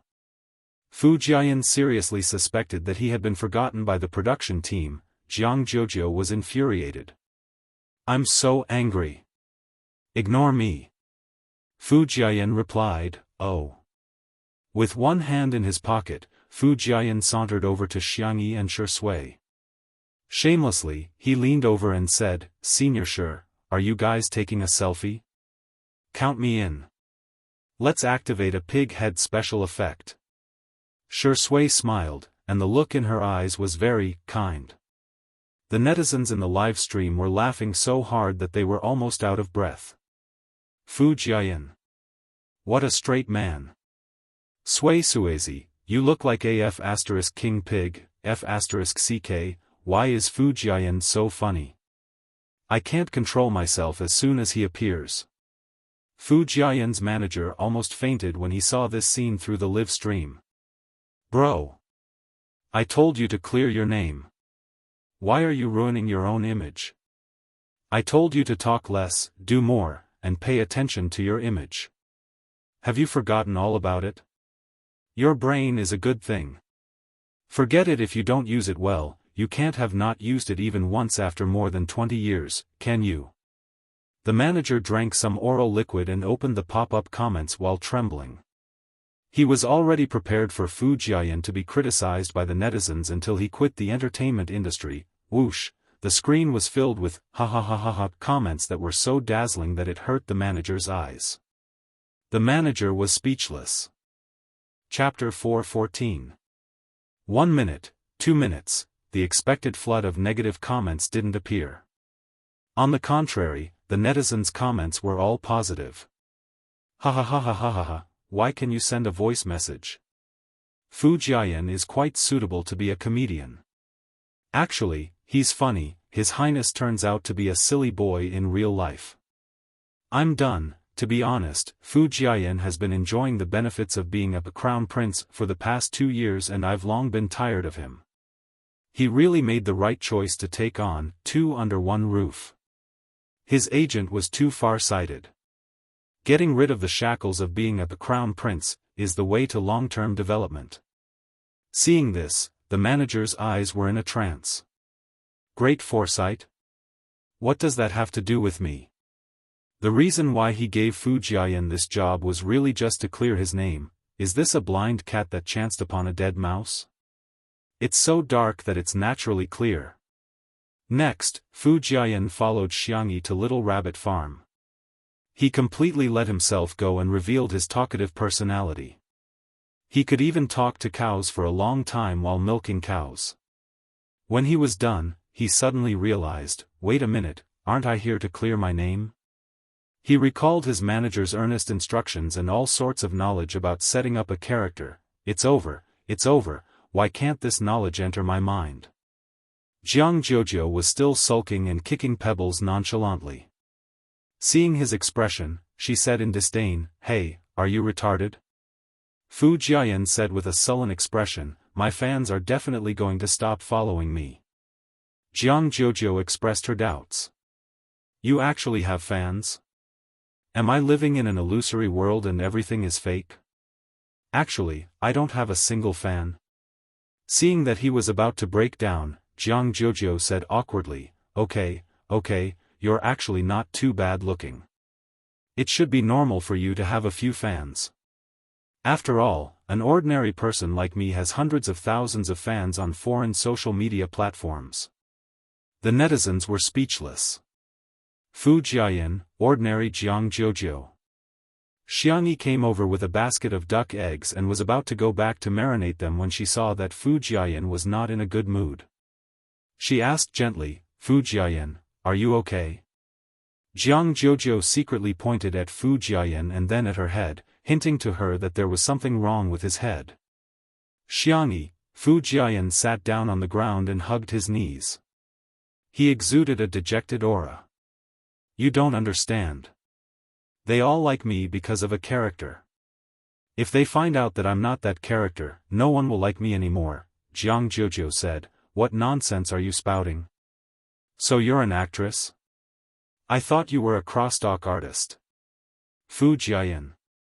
His heart felt as if it had been stabbed by a knife. Jiang Jojo said, "Since they like you because of one role, wouldn't they like you 10 times more if you play 10 roles? Don't tell me you don't have a script to act in." Fu Jiayan. One stab after another. While the netizens were laughing, Fu Jiayan's fans felt sorry for him. They wanted to comfort him but they didn't know where to start. As Fu Jiayan said, they did like him because of the Crown Prince. At this moment, Xiangyi's calm and indifferent voice sounded. "You're the one who gives life to the characters. The characters are liked because of you. Fu Jiayan, why do you have to act? You're you." Chapter 4:15. Bang. Bang bang. Every word she said was like a drum that struck Fu Jiayan's heart hard. The girl's eyes were clear and her tone was firm. Every word she said gave him a strong conviction. "You are you, you are you." Fu Jiayan fell into deep thought. In front of the screen, Fu Jiayan's fans also came back to their senses. Yeah. The character design of the Crown Prince wasn't very likable. It was Fu Jiayan's acting that shaped the soul of the Crown Prince. They cried for him, rejoiced for him, got angry for him, and felt aggrieved for him. It has always been the actor who brings the character to life. Xiangyi said seriously, "You're the Crown Prince, but you're also the actor Fu Jiayan." The fans. "Ah, she's so eloquent. Xiangyi is really a girl with a strong sense of self-awareness. That's rare. Sister E, please come out with a book as soon as possible. If you're so eloquent, say more." The confusion in Fu Jiayan's eyes slowly dissipated at this moment. All along, the team had been asking him to maintain his persona and maintain his popularity. He was also very anxious and felt that he was limited by the character of the Crown Prince and couldn't get out of it no matter what. In the past 2 years, he had acted in a few dramas, but compared to the other roles, they didn't seem that outstanding. The pressure from the outside world made Fu Jiayan more and more anxious. Am I not good enough? Am I really at the peak of my career? Am I only able to keep that one classic role for the rest of my life? At the most extreme moment, he even developed feelings of self-loathing. Fu Jiayan even agreed with what others said, that he was lucky and that the role made him who he was. However, Xiangyi's words made him sober up. Fu Jiayan was so touched that tears welled up in his eyes. "Sister E, you're so nice. You're my life mentor and guiding light." He wanted to hold Xiangyi's hand, but Jiang Jojo smacked it away mercilessly. "Pushed, don't try to take advantage of E." Fu Jiayan sniffled and asked sincerely, "Sister E, do you have anything else to say to me?" What Xiangyi said must be true and wise. He was going to write everything down in a small notebook. The next second, Xiangyi asked calmly, "When you leave, do you want to take a jar of salted duck eggs with you?" Fu Jiayan, ? The duck eggs this time are big, and they are all double yolk eggs. After marinating, the golden yolk will drip with oil when poked. Fu Jiayan? You don't like it? What about bringing a jar of kimchi? I've made cabbage, radish, and beans. I've also made soy sauce and chili sauce. There are also many kinds of jam. You can take your time to choose. To the production team, Fu Jiayan and the others were guests. But to Xiangyi, they were all guests. How could she leave empty-handed? After a moment of silence, Fu Jiayan suddenly sobbed and exclaimed miserably, Xiang Yi. Wu, I also want to unilaterally announce that you are my biological sister from a different mother. Jiang Jojo exclaimed, get lost, you plagiarized my poem. Fu Jiayan seemed to be on steroids as he cleaned the house, chopped firewood, and fed the chickens. He couldn't stop at all. Sitting on the swing, Jiang Jojo was as angry as a blowfish as she stared at Xiang Yi, who was pickling salted duck eggs in the courtyard, as well as Shi Sui, who was assisting her. Why aren't you coaxing me, atrocious? She bit her lip, jumped off the swing, walked towards Xiang Yi, and stood still. I'm angry. I'm super angry. I'll give you a chance to coax me. I won't wait until it's too late. Humph. Chapter 4:16. Thud. The duck egg in Xiang Yi's hand fell into the mud mixed with salt water and yellow soil, causing a few drops of mud to splatter. Huh? Why are you angry? Jiang Jojo clenched her fists tightly. You idiot. It turns out that in this world, what's more difficult than reading and understanding is a girl's heart.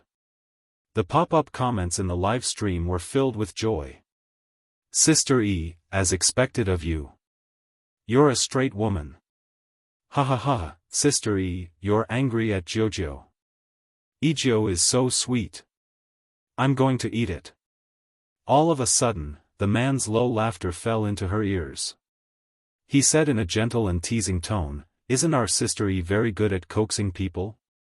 Xiang Yi seemed to be in a dilemma. She only knew how to give out candy, but her hands were so dirty. How could she take it? Looking at Shi Sui's clean hands, she suddenly had an idea and nudged Shi Sui with her elbow. Help me get the things in my left pocket.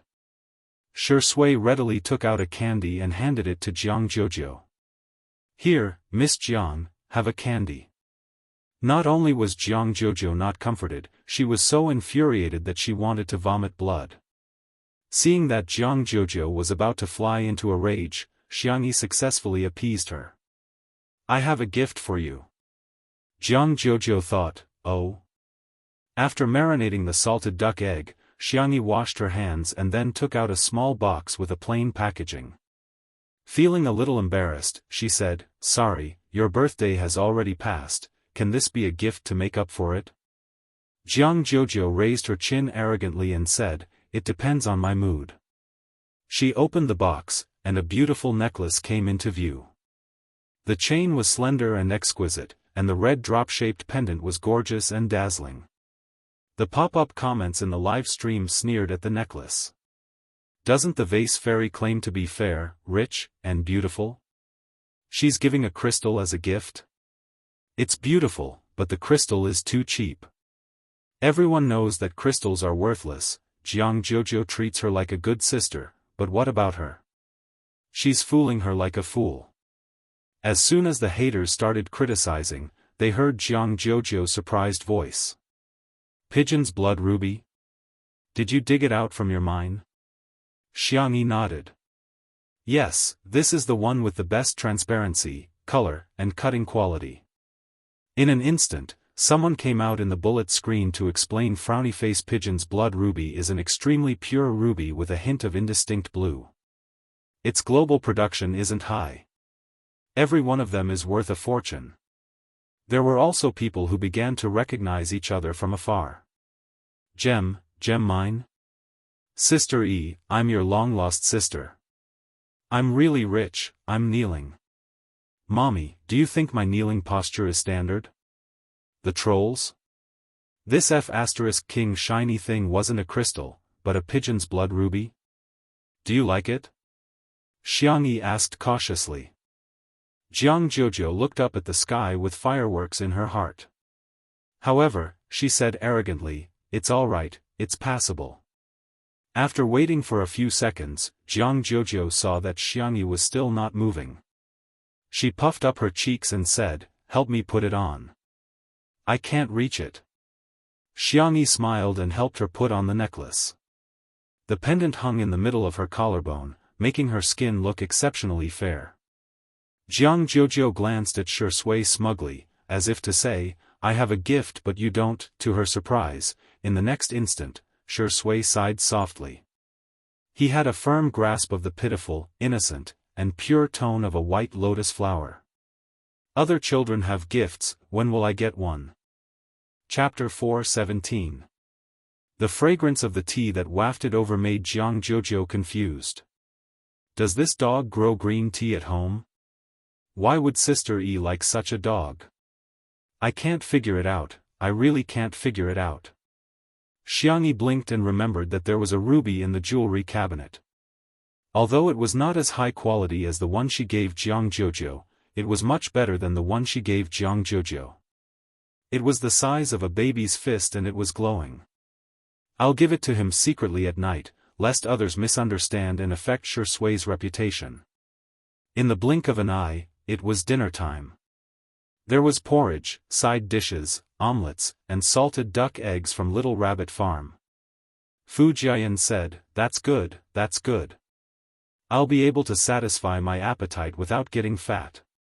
He was a male artist who had to maintain his figure and the sumptuous lunch he had at noon was too much for him to take. I should be able to bear with it at night, right? Fu Jian picked up an omelette and started chewing. The ingredients for the omelette were the eggs laid by Xianxi's chickens, which Fu Jian had collected. He then mixed them with flour and a few vegetables to form a thin omelette. He also added some pepper to make it taste better.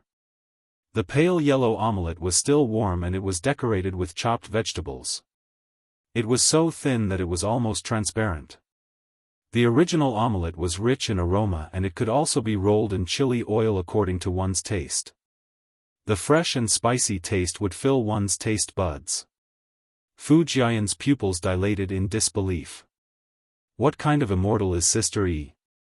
How can she make an omelette taste so good? Hence, Fu Jian, who had been saying that there was no possibility of him gaining weight, ate a biscuit in a few bites. Within a short period of time, he had devoured 8 biscuits like a whirlwind. Xianxia was dumbfounded. Is a male artist's appetite that big? In comparison, Shui ate too little. Is she deliberately eating less for the sake of being on camera? In Xianxi's mind, she imagined the pitiful Shui going to work even though she was hungry. The expression on her fair and clean face became more and more solemn. She went into the kitchen and deftly spread out the pancakes. She picked up 2 pancakes for Shui. Shui was puzzled. Xianxia pulled a long face. Eat more. If you get any thinner, you'll look like a paper person. Her original intention was to remind Shui that being too skinny was actually not good looking, but Shui misunderstood and thought that she was despising her, not in good shape. The man raised his eyebrows and decided to put fitness on the agenda to make his abdominal muscles more obvious. Dinner ended with Fu Jian burping. After the meal, Fu Jian lamented, I can't go on like this. I'm going to gain 3 pounds every meal. He then changed into his sportswear and went for a run. Jianghu wasn't considered a guest and she didn't care about her image either. Hence, she openly swiped her cell phone in the living room. After returning to China, she found out that Xianxia actually had a live broadcast variety show, but she didn't have the time to watch it.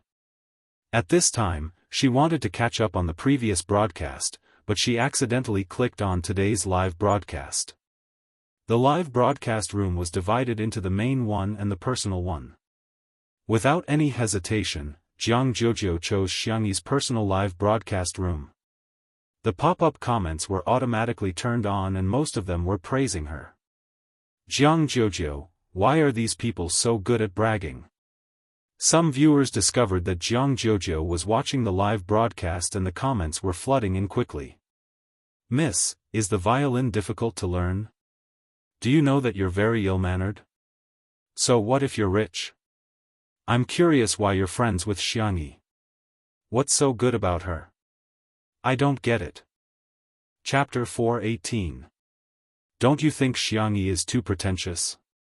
It must be tiring to get along with such a person. The comments were all over the screen, making her dizzy. Jianghu skipped over all the comments that were criticizing her and accurately captured the comments that were defaming Xianxia. Are these people full of themselves? Is so cute, why is she being defamed? Jianghu exclaimed angrily, you guys are heartless. What right do you have to criticize E? When the haters realized that Jianghu had really seen the comments, they became even more vicious. I still like girls like Jianghu who are genuine. Xianxia is too pretentious.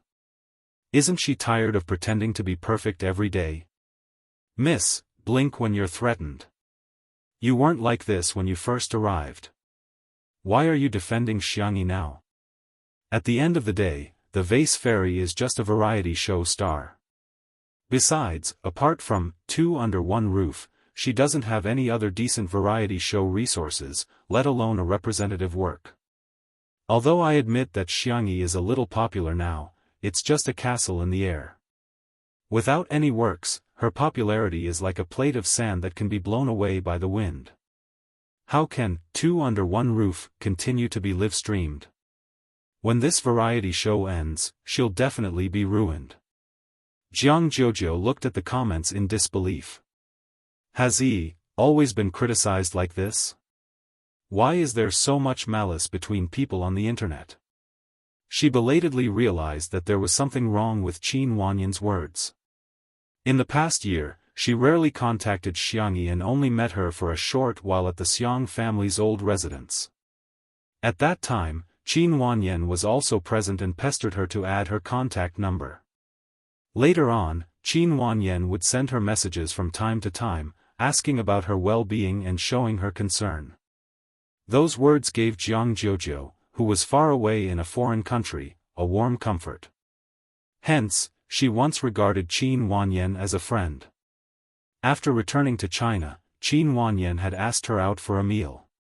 During the meal, Qin Wanyan mentioned that Xianxia's personality had changed drastically. Xianxia was cold-blooded and heartless to her friends. She was in love and only had men in her eyes. She didn't even treat her sisters as friends, she even complained that she had accidentally offended Xianxia, and Xianxia wanted to kill her. Now, her company was gone, her career was ruined, her fans had left her, and her acting career was coming to an end. Hence, Qin Wanyan wanted Jianghu to plead on her behalf and ask Xianxia to let her off. Jianghu naturally wouldn't believe her completely, but she was more or less affected. When she first arrived, her attitude towards Xianxia wasn't very good. Jianghu felt extremely guilty when she thought about how she had caused Xianxia to be scolded because of her attitude. Just then, his phone vibrated. It was a message from Qin Wanyan. First, it was a weather forecast that reminded her that the temperature would drop tomorrow. She then said, I'm so envious. Xianxia treats you like a good sister, unlike me. I don't know how I offended her. That's why I ended up in this state. Jianghu squinted and thought about how Shui looked in the afternoon. She gritted her teeth and typed rapidly. She replied, Xianxia won't bully others. You said that she bullied you? She must have. You deserve it. Qin Wanyan, who was on the other end of the screen, was speechless. Jianghu raised her little face and said fiercely to the camera. Xianxia is not like what you guys are saying. She's the best and most gentle girl in the world. If you guys keep spouting nonsense, I'll make you bald. Chapter 419. Jiangxia said in a menacing tone. There were no cameramen in the living room at this moment and there were only fixed camera positions. In the director's room, Li Jianyu and the others were eating omelets and side dishes when they heard Jianghu's words. Everyone, huh? Ah, she's a little cute. In the live stream, the netizens were also a little surprised as they didn't expect Jianghu to say such a thing. You want me to make you bald? That's not necessary, I'm getting involved, my scalp is starting to hurt. Even if you want to make me bald, you have to make me bald. Everyone, look at your heads, do you have any hair left? Dog head, all of a sudden, the comments section was filled with the silly netizens insulting each other. However, there were still some people who refused to give up. The angrier Jianghu was, the more smug they were. They were sarcastic and sarcastic. They would say whatever they could to infuriate her the most. Jianghu clenched her fists tightly, wishing she could go online and beat those bastards up. A clear and gentle voice saved Jianghu's bad mood in time. "Jojo, can I wear these pajamas?" It was Yi. That realization made Jianghu calm down. She turned around and saw that Xianxia had picked up 2 pajamas, one of which was pink and white with rabbit ears and the other was creamy yellow with bear ears. Xianxia remembered everything she said casually. Jianghu suddenly felt less angry. What's the point of being calculative with fools? They're already very pitiful for being brainless. It's all right. Despite saying that, Jianghu quickly went to take a shower and then changed into the pajamas with bare ears. Before going to the living room, she paused in her tracks and turned back to pick up her violin case. Beside the bookshelf, Xianxia was flipping through a book on archery. When she saw Jianghu coming out with a violin, she smiled and asked, "What song do you want to play?" Jianghu corrected her, "What song should we play?" With a serious expression, she asked, "Can we play together?" Of course, Xianxia wouldn't disagree with such a small request from her best friend. "Sure, shall we go to the violin room then?" All of a sudden, the pop-up comments were full of mockery. "Please, she's the chief of Orpheus. Are you worthy? A student of folk music shouldn't embarrass herself in front of a student of classical music. Wasn't Jianghu defending Xianxia just now? Why did she change her mind again? Asking Xianxia to perform with her is like asking the clouds in the sky and the mud on the ground." There was no camera installed in the piano room, so Li Jianyu hurriedly asked the cameraman to go over. "Ruanqing, you're that assured? Aren't you afraid that Xianxia will screw up?" Li Jianyu said casually, "I admit that I'm gambling, but I think Sister Yi will let me win." He did not believe in himself, but he believed in Ruanqing. Ruanqing raised her eyebrows. She did not say anything, but her gaze was fixed on the screen. In the piano room, the members of the Xiang family all knew 1 or 2 musical instruments. There was a wide variety of musical instruments in the zither room. In addition to the perennial Western instruments, there were also zither, flutes, and other traditional instruments. Seeing Xianxia wandering around the traditional instruments, the spicy tutu girls were worried for her. However, they saw her skimming past the traditional instruments and finally choosing a cello. Huh! It's not a 3-string or an electric guitar, but a cello. Someone mocked, "Come on, this is a cello.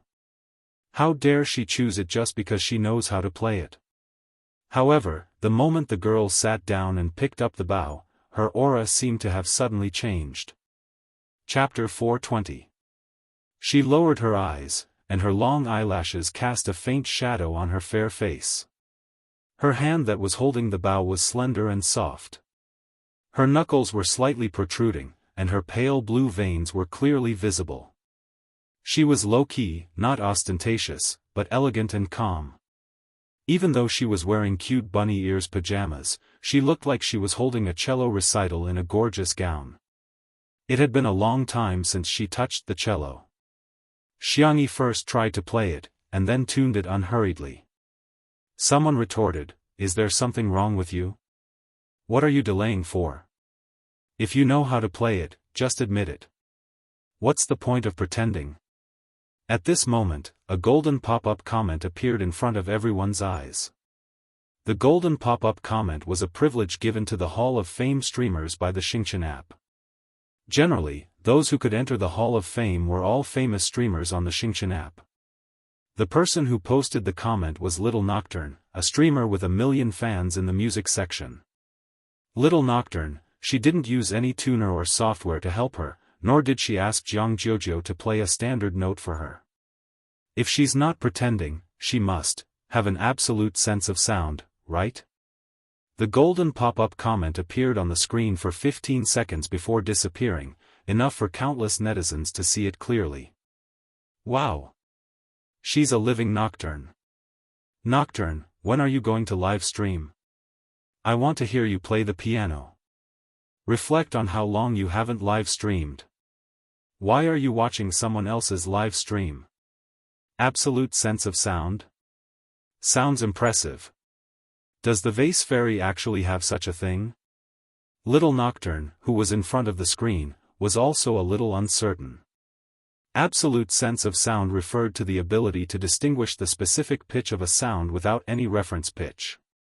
This included the sound of rain, thunder, and even the sound of a door opening in nature.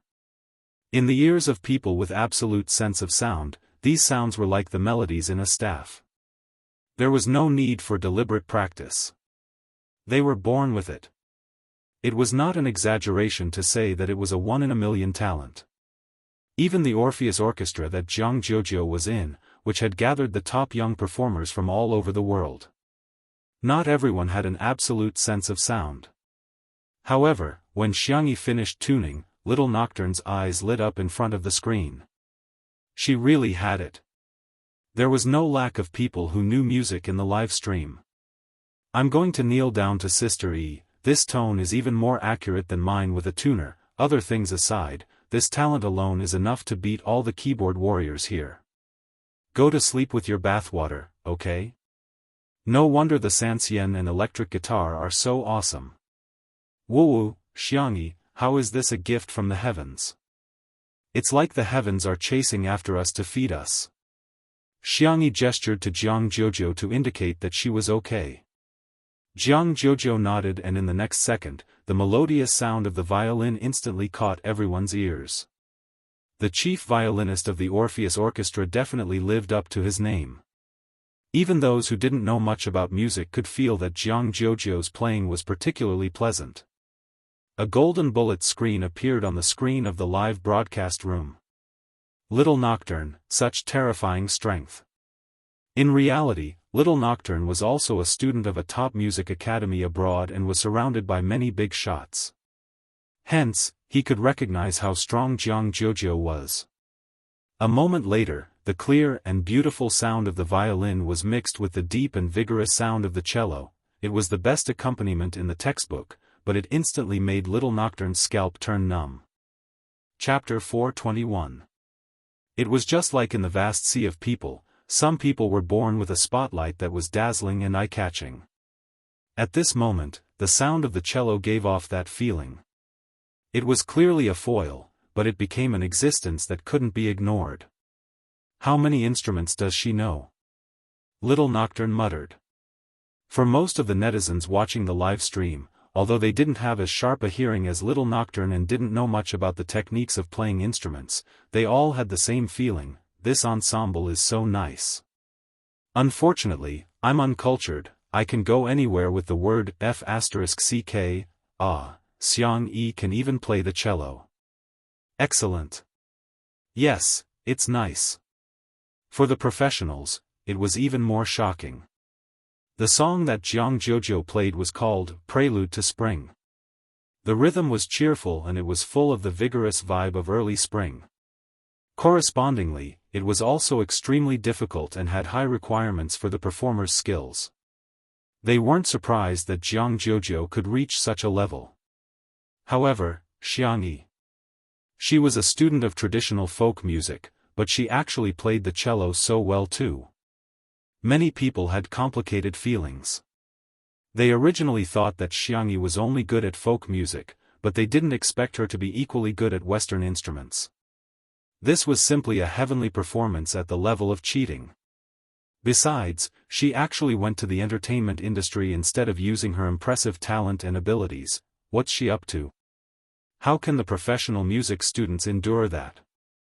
The song gradually reached the climax, and at this moment, Jianghu suddenly showed off a relaxed series of bowing moves that were ingenious and full of vitality. Immediately afterwards, she didn't play according to the original melody and instead improvised. Xianxia looked up and met her gaze calmly in the air. Without saying anything, she changed the finger movements of her left hand while her right hand danced along with Jiang Jojo's melody. There were almost no pauses and she perfectly matched Jiang Jojo's improvisation. Little Nocturne, : The golden pop-up comments appeared again with a series of exclamation marks, which was enough to show Little Nocturne's excitement.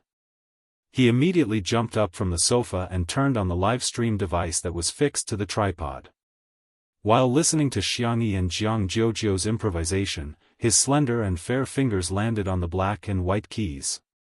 The impromptu performance of the two became a trio. Little Nocturne's fans received the notification and clicked on it with great interest. But they were immediately stunned. In the past, Little Nocturne would try his best not to show his face in the live stream, or he would use the special effects of the live streaming software to cover his face with a cartoon avatar. But today, for some reason, his face was shown.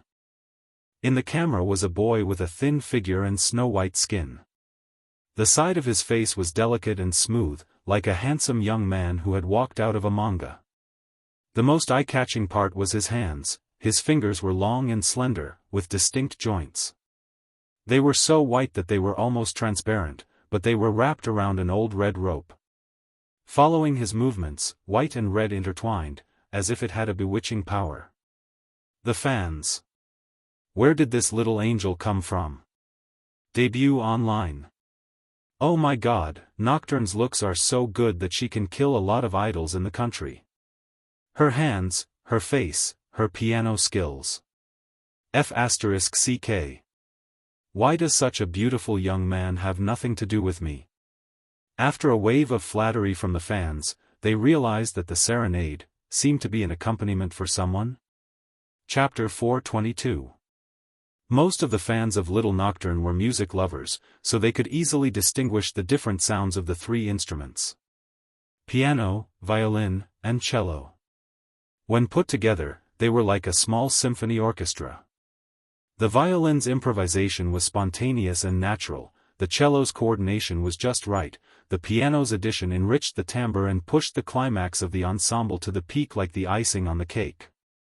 In the piano room, Jiang Jojo closed her eyes and immersed herself in the performance. Soon, she ended the improvisation and skillfully transitioned to the last movement of Prelude to Spring. The light and nimble music was infused with the beautiful aura of spring, and it slowly and gently hit the softest corner of one's heart.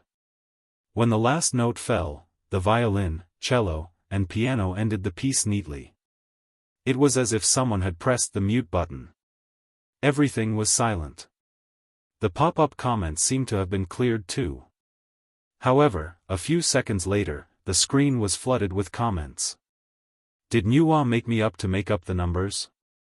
Oh my god. Did you really not rehearse? Did you just improvise?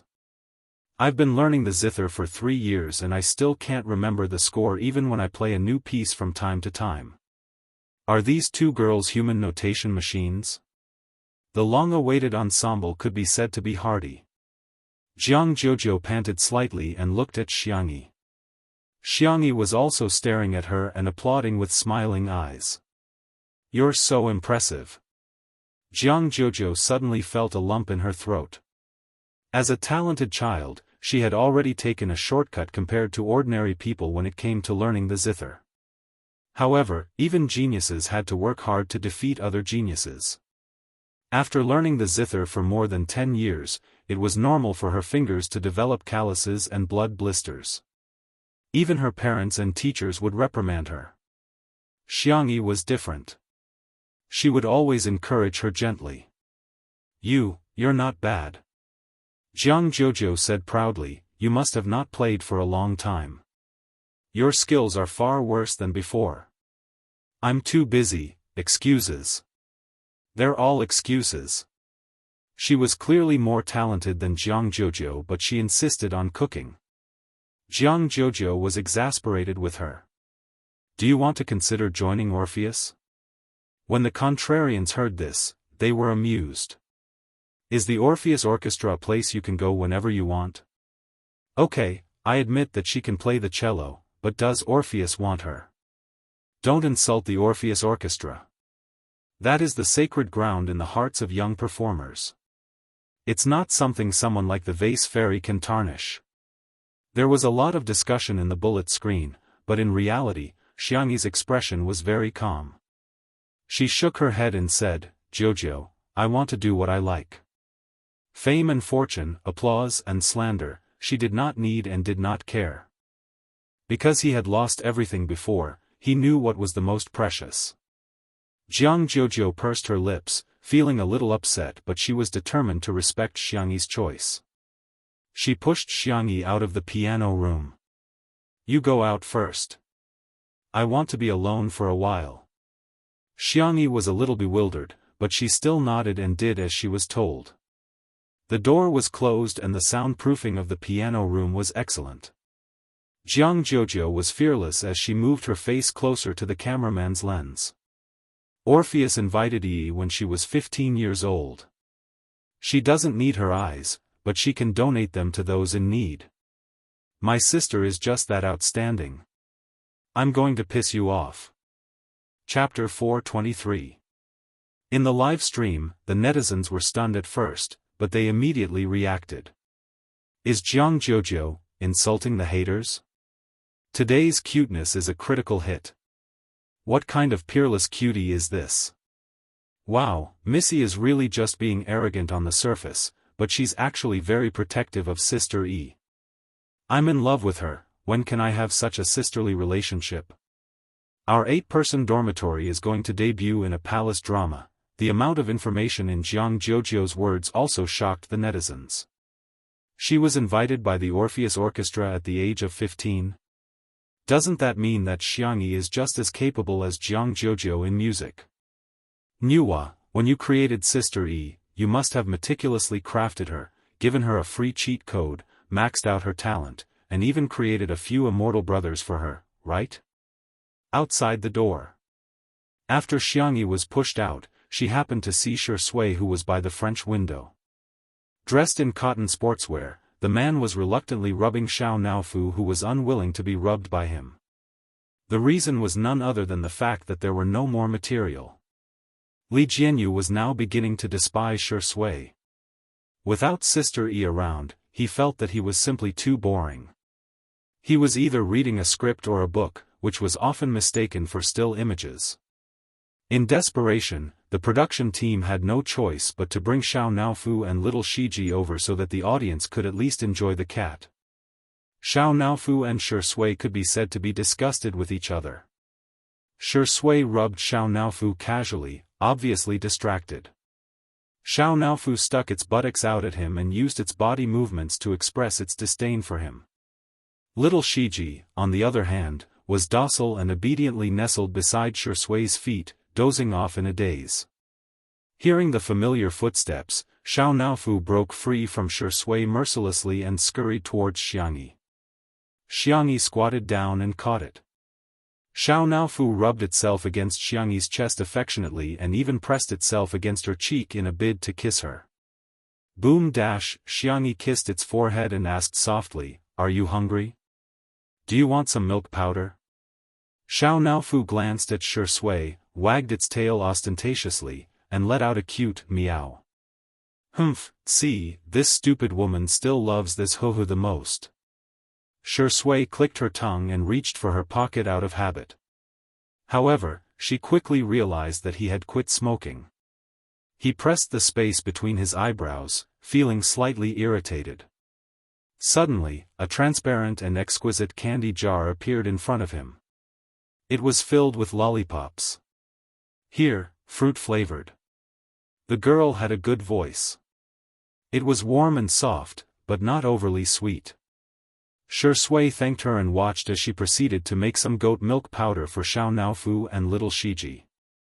Hugging the candy jar, he smiled happily and seductively.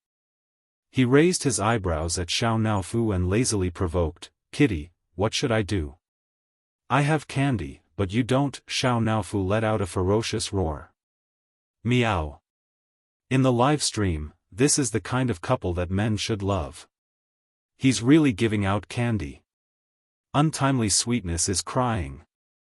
That last syllable of, yo, is really asking for a beating, ha ha ha. In the director's office, Li Jianyu stared at Shi Sui in disdain with a look of disdain. Look, if Sister E doesn't show up, it's just a still screen. As soon as Sister E shows up, he's a horny dog. Just when he thought that Shi Sui was horny enough, he slowly picked up the kitten and asked with a chuckle. Do you want a kiss, kitty? Xiao Naofu shuddered with horror in its eyes. Damn it, don't come over, stupid woman, come and save me. Chapter 424. It tried its best to push Shi Sui away with its furry paws, its resistance written all over its body. However, Shi Sui deliberately misinterpreted its meaning. You want a kiss? TSK, you're so clingy, Xiao Naofu barked angrily, woof woof woof. A certain best actor, who had easily angered the kitten into barking, blinked his long eyelashes and teased, you don't want it? You're such a hypocritical kitten. Do you want a kiss on the face or? He deliberately tapped Xiao Naofu's mouth with his slender and fair finger. Xiao Naofu trembled even more violently, and its fur stood on end. Would I be embarrassed to bully Sister E? Would I bully a kitten? Of course. I wouldn't. The man's pale and thin lips were perfectly curved. Perhaps because he had just drunk some water, they were moist and glossy. He leaned over and inched closer to the soft kitten bit by bit, as if he was in slow motion in a movie. I don't know who to be envious of, God, let me have Xiao Naofu's soul. Ha ha ha, Xiao Naofu really doesn't know how lucky he is. Wait, didn't Sister E kiss Xiao Naofu just now? If Shi Sui kisses it, wouldn't that be equivalent to indirectly kissing Sister E? Damn! Damn! Xiao Naofu was about to be kissed by him, woof. Little Shiji bit Shi Sui's pants fiercely and hostilely. Shi Sui paused and glanced at the little Shiba Inu on the floor. Little Shiji was instinctively a little afraid of him, but its courage was commendable. Woof woof woof. Shi Sui seemed to be deep in thought and let go of Xiao Naofu with a smirk. Xiao Naofu scurried away so quickly that it left afterimages. It nestled at the kitchen door and stared in Shi Sui's direction vigilantly. Little Shiji chased after it and lay down beside Xiao Naofu, licking its fur to appease it. At this moment, Xiangyi came out with 2 bowls of goat milk powder and asked in bewilderment, "Why are you guys here?" Xiao Naofu looked up aggrievedly and complained with its chubby face. Meow meow, stupid woman, dog-like men are bad. Xiang Yi placed the bowl on the ground and coaxed it for a while before walking towards Shi Sui. Xiao Naofu, she said helplessly. Shi Sui chuckled. I was just teasing it. The production crew? The netizens? Are you human? You're so calm and composed, you're worse than little Shiji. Xiang Yi saw that the script from last time was still on the coffee table in front of him. She asked curiously, haven't you thought about it yet? Shi Sui pondered for a moment and said, actually, I wanted to ask you if you're interested in acting in a movie. Xiang Yi was stunned. Huh? The to xiu to shiji to zian to e to. Best to be. To act to veet. She's just a variety show star. She doesn't have any representative works, yet she wants to reach the top in a single bound. Men are indeed creatures who think with their lower bodies. They have no bottom line when it comes to young and beautiful women.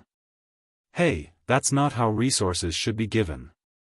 Xiangyi's acting skills in the TV series previously shocked me so much that I still have lingering fears. Don't worry, you can take your time to think about it. At most, he wouldn't take on the role. It was inevitable that there would be regrets in life. Shi Sui was quite open-minded about such matters. Recalling Si Chuanbai's call just now, he said, by the way, Brother Si wants me to tell you that you have to film a variety show in the next 2 days. Coincidentally, the official Weibo account of National Mass Workout happened to announce the news almost at the same time as Shi Sui. Chapter 425. Quanmin Lai Sports v. Xiangyi v. Sister E, nice to meet you. it was a simple text that was much more straightforward and clear than a long speech. The comments section below the post exploded. Is Sister E a guest? What the heck? They actually invited Vase Fairy? Are you serious? Doesn't national sports only invite A-listers or big shots? Everyone was discussing fervently. When the news spread to the live stream, it immediately caused an uproar. It's actually national sports? Who dares to say that Xiangyi has no resources? No. This is the most popular variety show in the country with the highest viewership ratings. Only then did everyone realize how terrifying Xiangyi's popularity was. She could be considered the fastest rising female celebrity of the year. The spicy tutu fans were emboldened and quickly retaliated. Take away our Sister E, don't cue us. No way, right? No one really believes that Sister E doesn't have resources, right? Everyone, you can look forward to Xiangyi's performance on national sports. Our Xiangyi is awesome. No one dared to make any more comments, except for a few haters who were still talking about variety shows, but no one cared anymore. Although variety shows were not a good term, the popularity brought about by variety shows was obvious to all. In a sense, variety shows attracted more fans than film and television productions. Many actors were envious of the popularity of variety shows, but they were also wary of going on variety shows. Firstly, they were afraid that their character settings would be violated. Secondly, they were afraid that after their image was solidified, the audience wouldn't be able to immerse themselves in the show. Thirdly, they had to maintain a certain level of mystery and not oversell themselves. Hence, there were many restrictions. Xiangyi didn't have such worries. Instead, her performance was more natural, and it was easier for her to attract fans. Soon, the hashtag Xiangyi's new variety show hashtag became a hot search. At first, the program team of national sports added fuel to the fire, but later on, it became a spontaneous discussion among netizens. Some people were looking forward to it, some were criticizing it, and some were criticizing it. However, everything could be summed up in a simple word: popularity. Many veteran managers and entertainment companies in the industry keenly sensed that something was unusual. Female artists had a harder time than male artists in this industry. Generally speaking, male artists had more data, traffic, and discussions than female artists.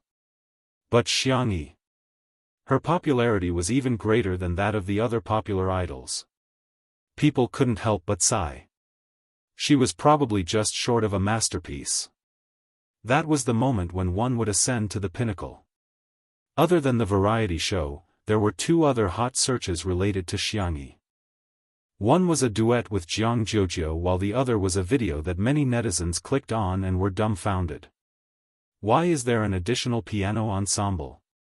Wait a minute, this little brother is too handsome.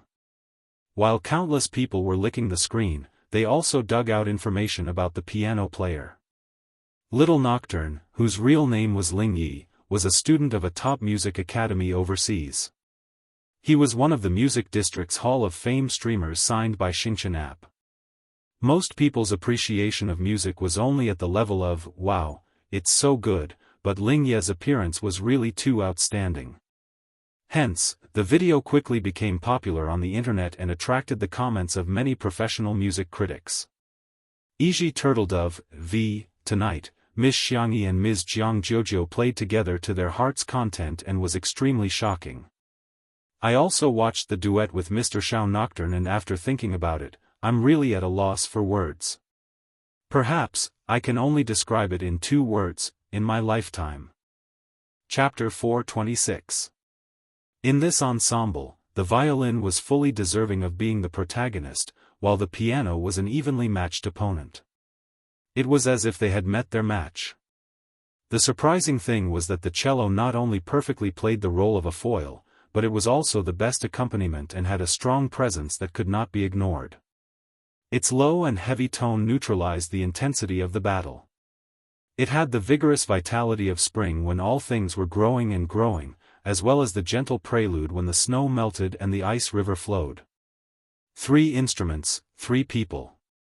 1 + 1 + 1 no longer equaled 3. Grey Turtledove's evaluation could be said to be quite high. He was not the only one. Even a renowned musician in China, Old Mu, had reposted the video and added 2 words to it. Old Mu v, not bad. The netizens were shocked. If they remembered correctly, the last time Xianxia accompanied C7, this big shot had come out to play the bass. They didn't expect him to come out and support Xianxia again this time. His status in the music industry was comparable to that of a national team player. Such an existence actually appeared to support Xianxia, however, this was just the beginning. Several masters of the folk music industry, such as Sanxian, Suona, and Guqin. Anyone who knew how to use Weibo or had a Weibo account all reposted, commented, and liked the video. The netizens looked at the master's Weibo verification and felt a sense of suffocation. Ah, this is outrageous. Are all these big shots quietly paying attention to Xianxia? Oh my god, Xianxia is the darling of the folk music industry. No, it's not just the folk music industry, but also the big shots of the classical music industry. This is the first time I've seen so many big shots of the music industry on Weibo. I suggest searching for the term #MusicLegacy#. Oh my god, Senior's words really touched me. Some netizens clicked on the search engine and the page froze for a few seconds before refreshing. You saw v, hey, the little girl can play the cello too?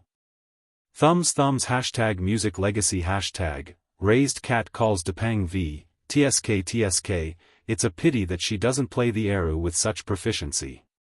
Chinese Folk Music Association v, there is no circle in music. Whether it's folk music or classical music, it's worth passing on. #MusicLegacy #Zhou Yao v, Xianxia, do you want to consider coming to Beijing Classical Music for graduate school? Guaranteed employment. Music Legacy #Anjirua, don't fight with our Vienna Orchestra, okay? Xianxia, 5 insurances and 1 gold, a cello seat. Sister E, do you want to consider it? #Music Legacy World Classical Music Association v, thank you to the 3 excellent performers for allowing us to enjoy this musical feast. We also hope that in the future, there will be more young people who like folk music, pop music, and classical music, as long as it's music. Music Legacy #, the netizens who saw this scene were all shocked. What was prestige? This was it. Who in the entertainment industry could get so many big shots and official Weibo accounts to support them? That night, more and more people remembered the name Xianxia and remembered Xianxia's unparalleled talent in music. After the live stream ended, Xianxia took out another ruby, put it in a box, and meticulously wrapped a bow around it. Xiao Naofu's fierce meowing came from the direction of the balcony.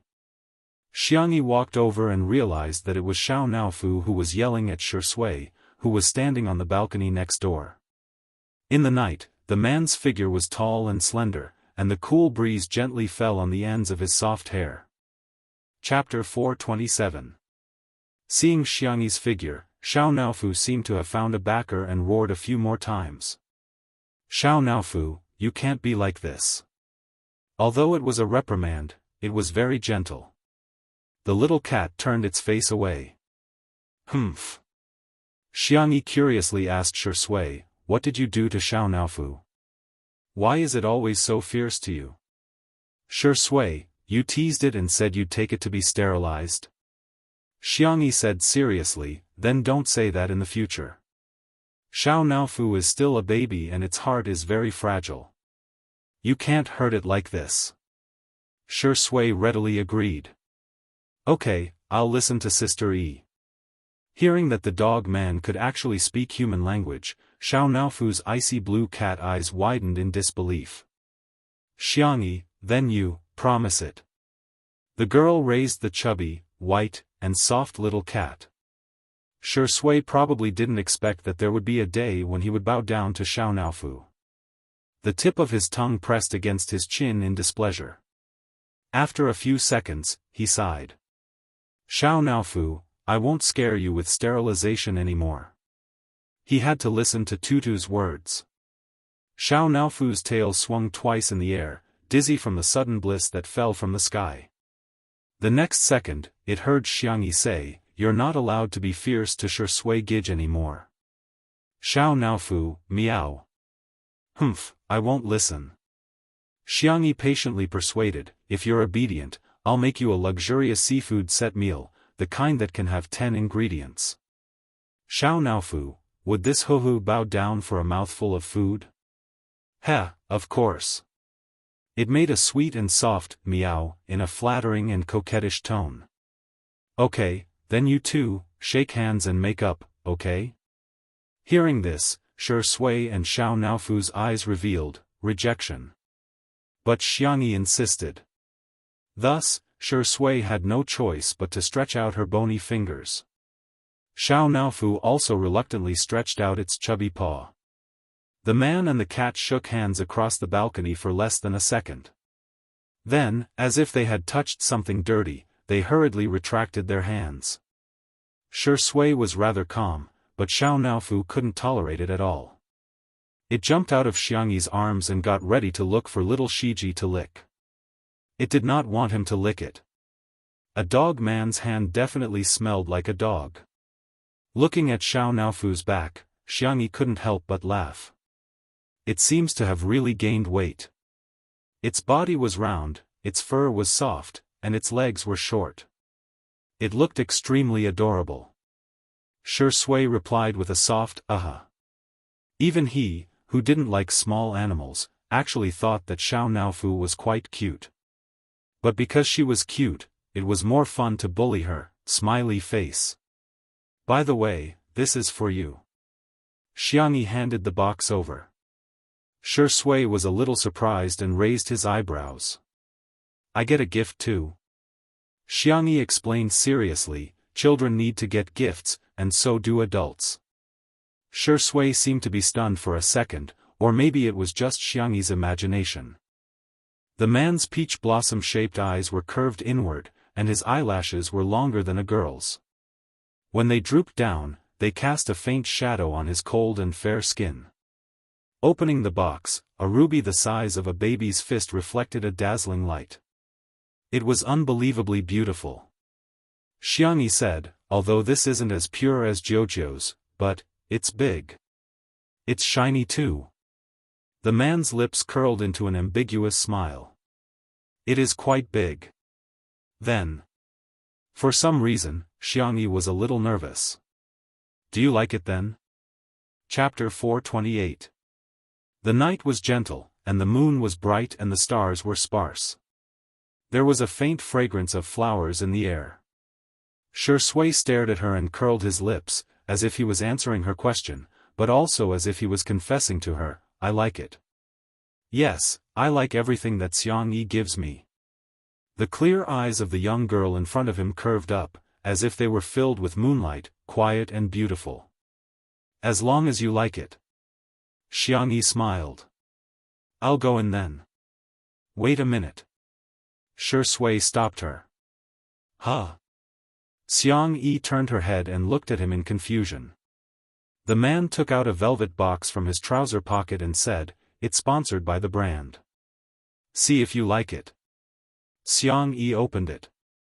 It was a very delicate bracelet with a neutral design. There were a few diamonds on the bracelet, and each of them was big. As it spun, it reflected a dazzling light. Xiangyi knew a lot about jewelry because of the gem mine her aunt had given her. She asked, will the brand sponsor such an expensive piece of jewelry? Shui's expression didn't change. Xiangyi had always believed everything he said. She said, You're indeed popular. That was why the brand had sponsored such an expensive bracelet. Then is it okay for you to give it to me? Didn't the brand ask you to wear it? Xiangyi asked. No. Shui chuckled.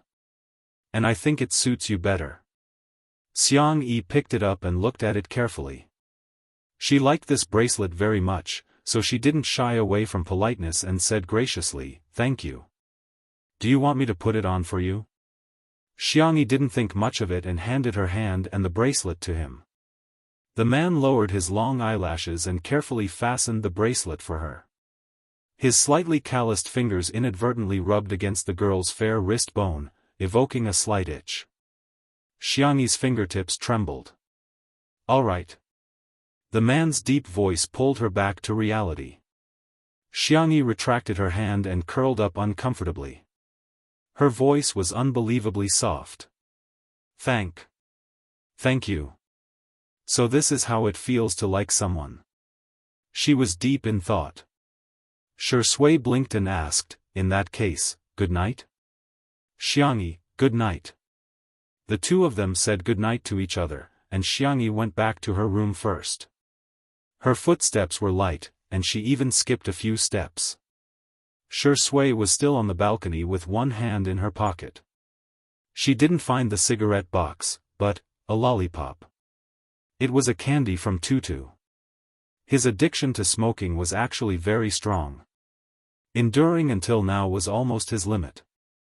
However, the moment he saw the candy, his eyes were filled with lust. He slowly peeled off the candy wrapper and bit into it. The sweetness spread and stimulated the nervous system to secrete pleasurable dopamine. The corners of his mouth curled up slightly. He suddenly felt that quitting smoking was not that difficult. When Xiangyi returned to her room, Jianghu happened to push the door open and enter. When she saw the bracelet on her wrist, she squinted. "Are you in a relationship with that dog of a man?" She sounded as if she was questioning the scumbag's infidelity. Xiangyi said, "No." Jianghu heaved a sigh of relief. That's good. I knew you wouldn't like him." Xiangyi hesitated for a moment, but she still chose to be honest with her friend. "I think he might not like me." Jianghu was speechless. Looking at Jianghu's dumbfounded expression, Xiangyi calmed down. She didn't confess because she didn't want to affect Shui during the live stream. However, liking someone wasn't something to be ashamed of. She nodded and said, "Yes, I like him." Chapter 429. Pitter-patter, Jianghu froze in shock as if she had been electrocuted. Her lips quivered and she couldn't believe what she had just heard. How could my adorable and perfect fall for Shui, that dog of a man? Jianghu raised her hand and checked the temperature of Xiangyi's forehead before muttering to herself. Why isn't it hot at all?" Xiangyi was caught between laughter and tears. "I don't have a fever." "No, you have a fever." Jianghu said firmly, "Sit here obediently, I'll go get you a thermometer to measure your temperature." She pressed Xiangyi onto the bed forcefully and after taking a few steps out, she realized that she was being a little too concerned and added proudly, "Don't misunderstand. I'm just afraid that you'll infect me with your fever." "Humph." A few minutes later. Jianghu looked at the number on the thermometer, 36.8 degrees Celsius and finally accepted the reality. E doesn't have a fever equals E is conscious equals E likes a dog of a man equals that dog of a man has snatched E away. Ah! Does he deserve it? He doesn't. Jianghu asked resentfully, "What do you see in him? Isn't he just good-looking? Isn't he just successful in his career? Isn't he just—" She suddenly paused and realized that she was talking about Shui's strengths. She flew into a rage out of humiliation and said, "Wake up, are you such a superficial person? You've seen all kinds of handsome men, must you be lusting after his face?" Xiangyi bit her lower lip and reflected for a few seconds before saying, "I think I am." Jianghu was speechless. Xiangyi said, "He has a great figure too, he has abs." Jianghu was speechless. "So you're not only lusting after his face, but you're also lusting after his body."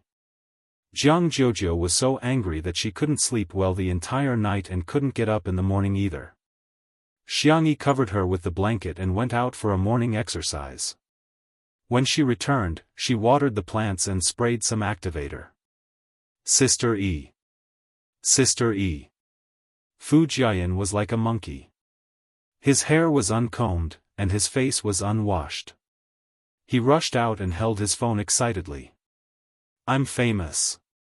After one night, in addition to the trio's ensemble that attracted a lot of attention, there was also something that people in the circle didn't expect. Fu Jiayan was on fire. The fire could be said to have caught them off guard, but if one were to examine it carefully, it would be logical. His popularity was already there, and he was also an A-list male star. It was just that he hadn't had any good works in a long time, so he had been relying on the image of the crown prince. He didn't expect that yesterday's interaction with Xiangyi would be trending, and his popularity would suddenly rise. His agent received a huge stack of scripts and he received invitations from crosstalk masters, comedians, and Saturday talk shows. He was so excited that he spoke incoherently. Fortunately, Xiangyi was patient enough. After listening to him, she said with a smile, "Congratulations, you've gotten what you wanted. Do you have any variety shows that you want to go on?" Fu Jiayan clenched his fists and said with a serious expression, "Actually, I really want to go, but I think Jiang Jiujiu is right. If I act in one show, people will like me because of one role. If I act in 10 shows, they might like me because of 10 roles. As an actor, I have to act well and perform well. That's the only way I can truly be responsible to my fans." When a young man was confident, he would look confident and dazzling even if he was unkempt. However, he only looked suave for 3 seconds before he smiled foolishly and said, "Sister E, let's hug for the sake of our half-siblings." Behind him, a dangerous gaze was fixed on him. P.S. The freshmen have been busy reporting for the entire day. Because my roommates all go to bed early, I might have to write a lousy update today in order not to affect others. If I can find a way to write it, I'll update it. You can read it tomorrow, but it might not happen. Anyway, you don't have to wait for today. Good night.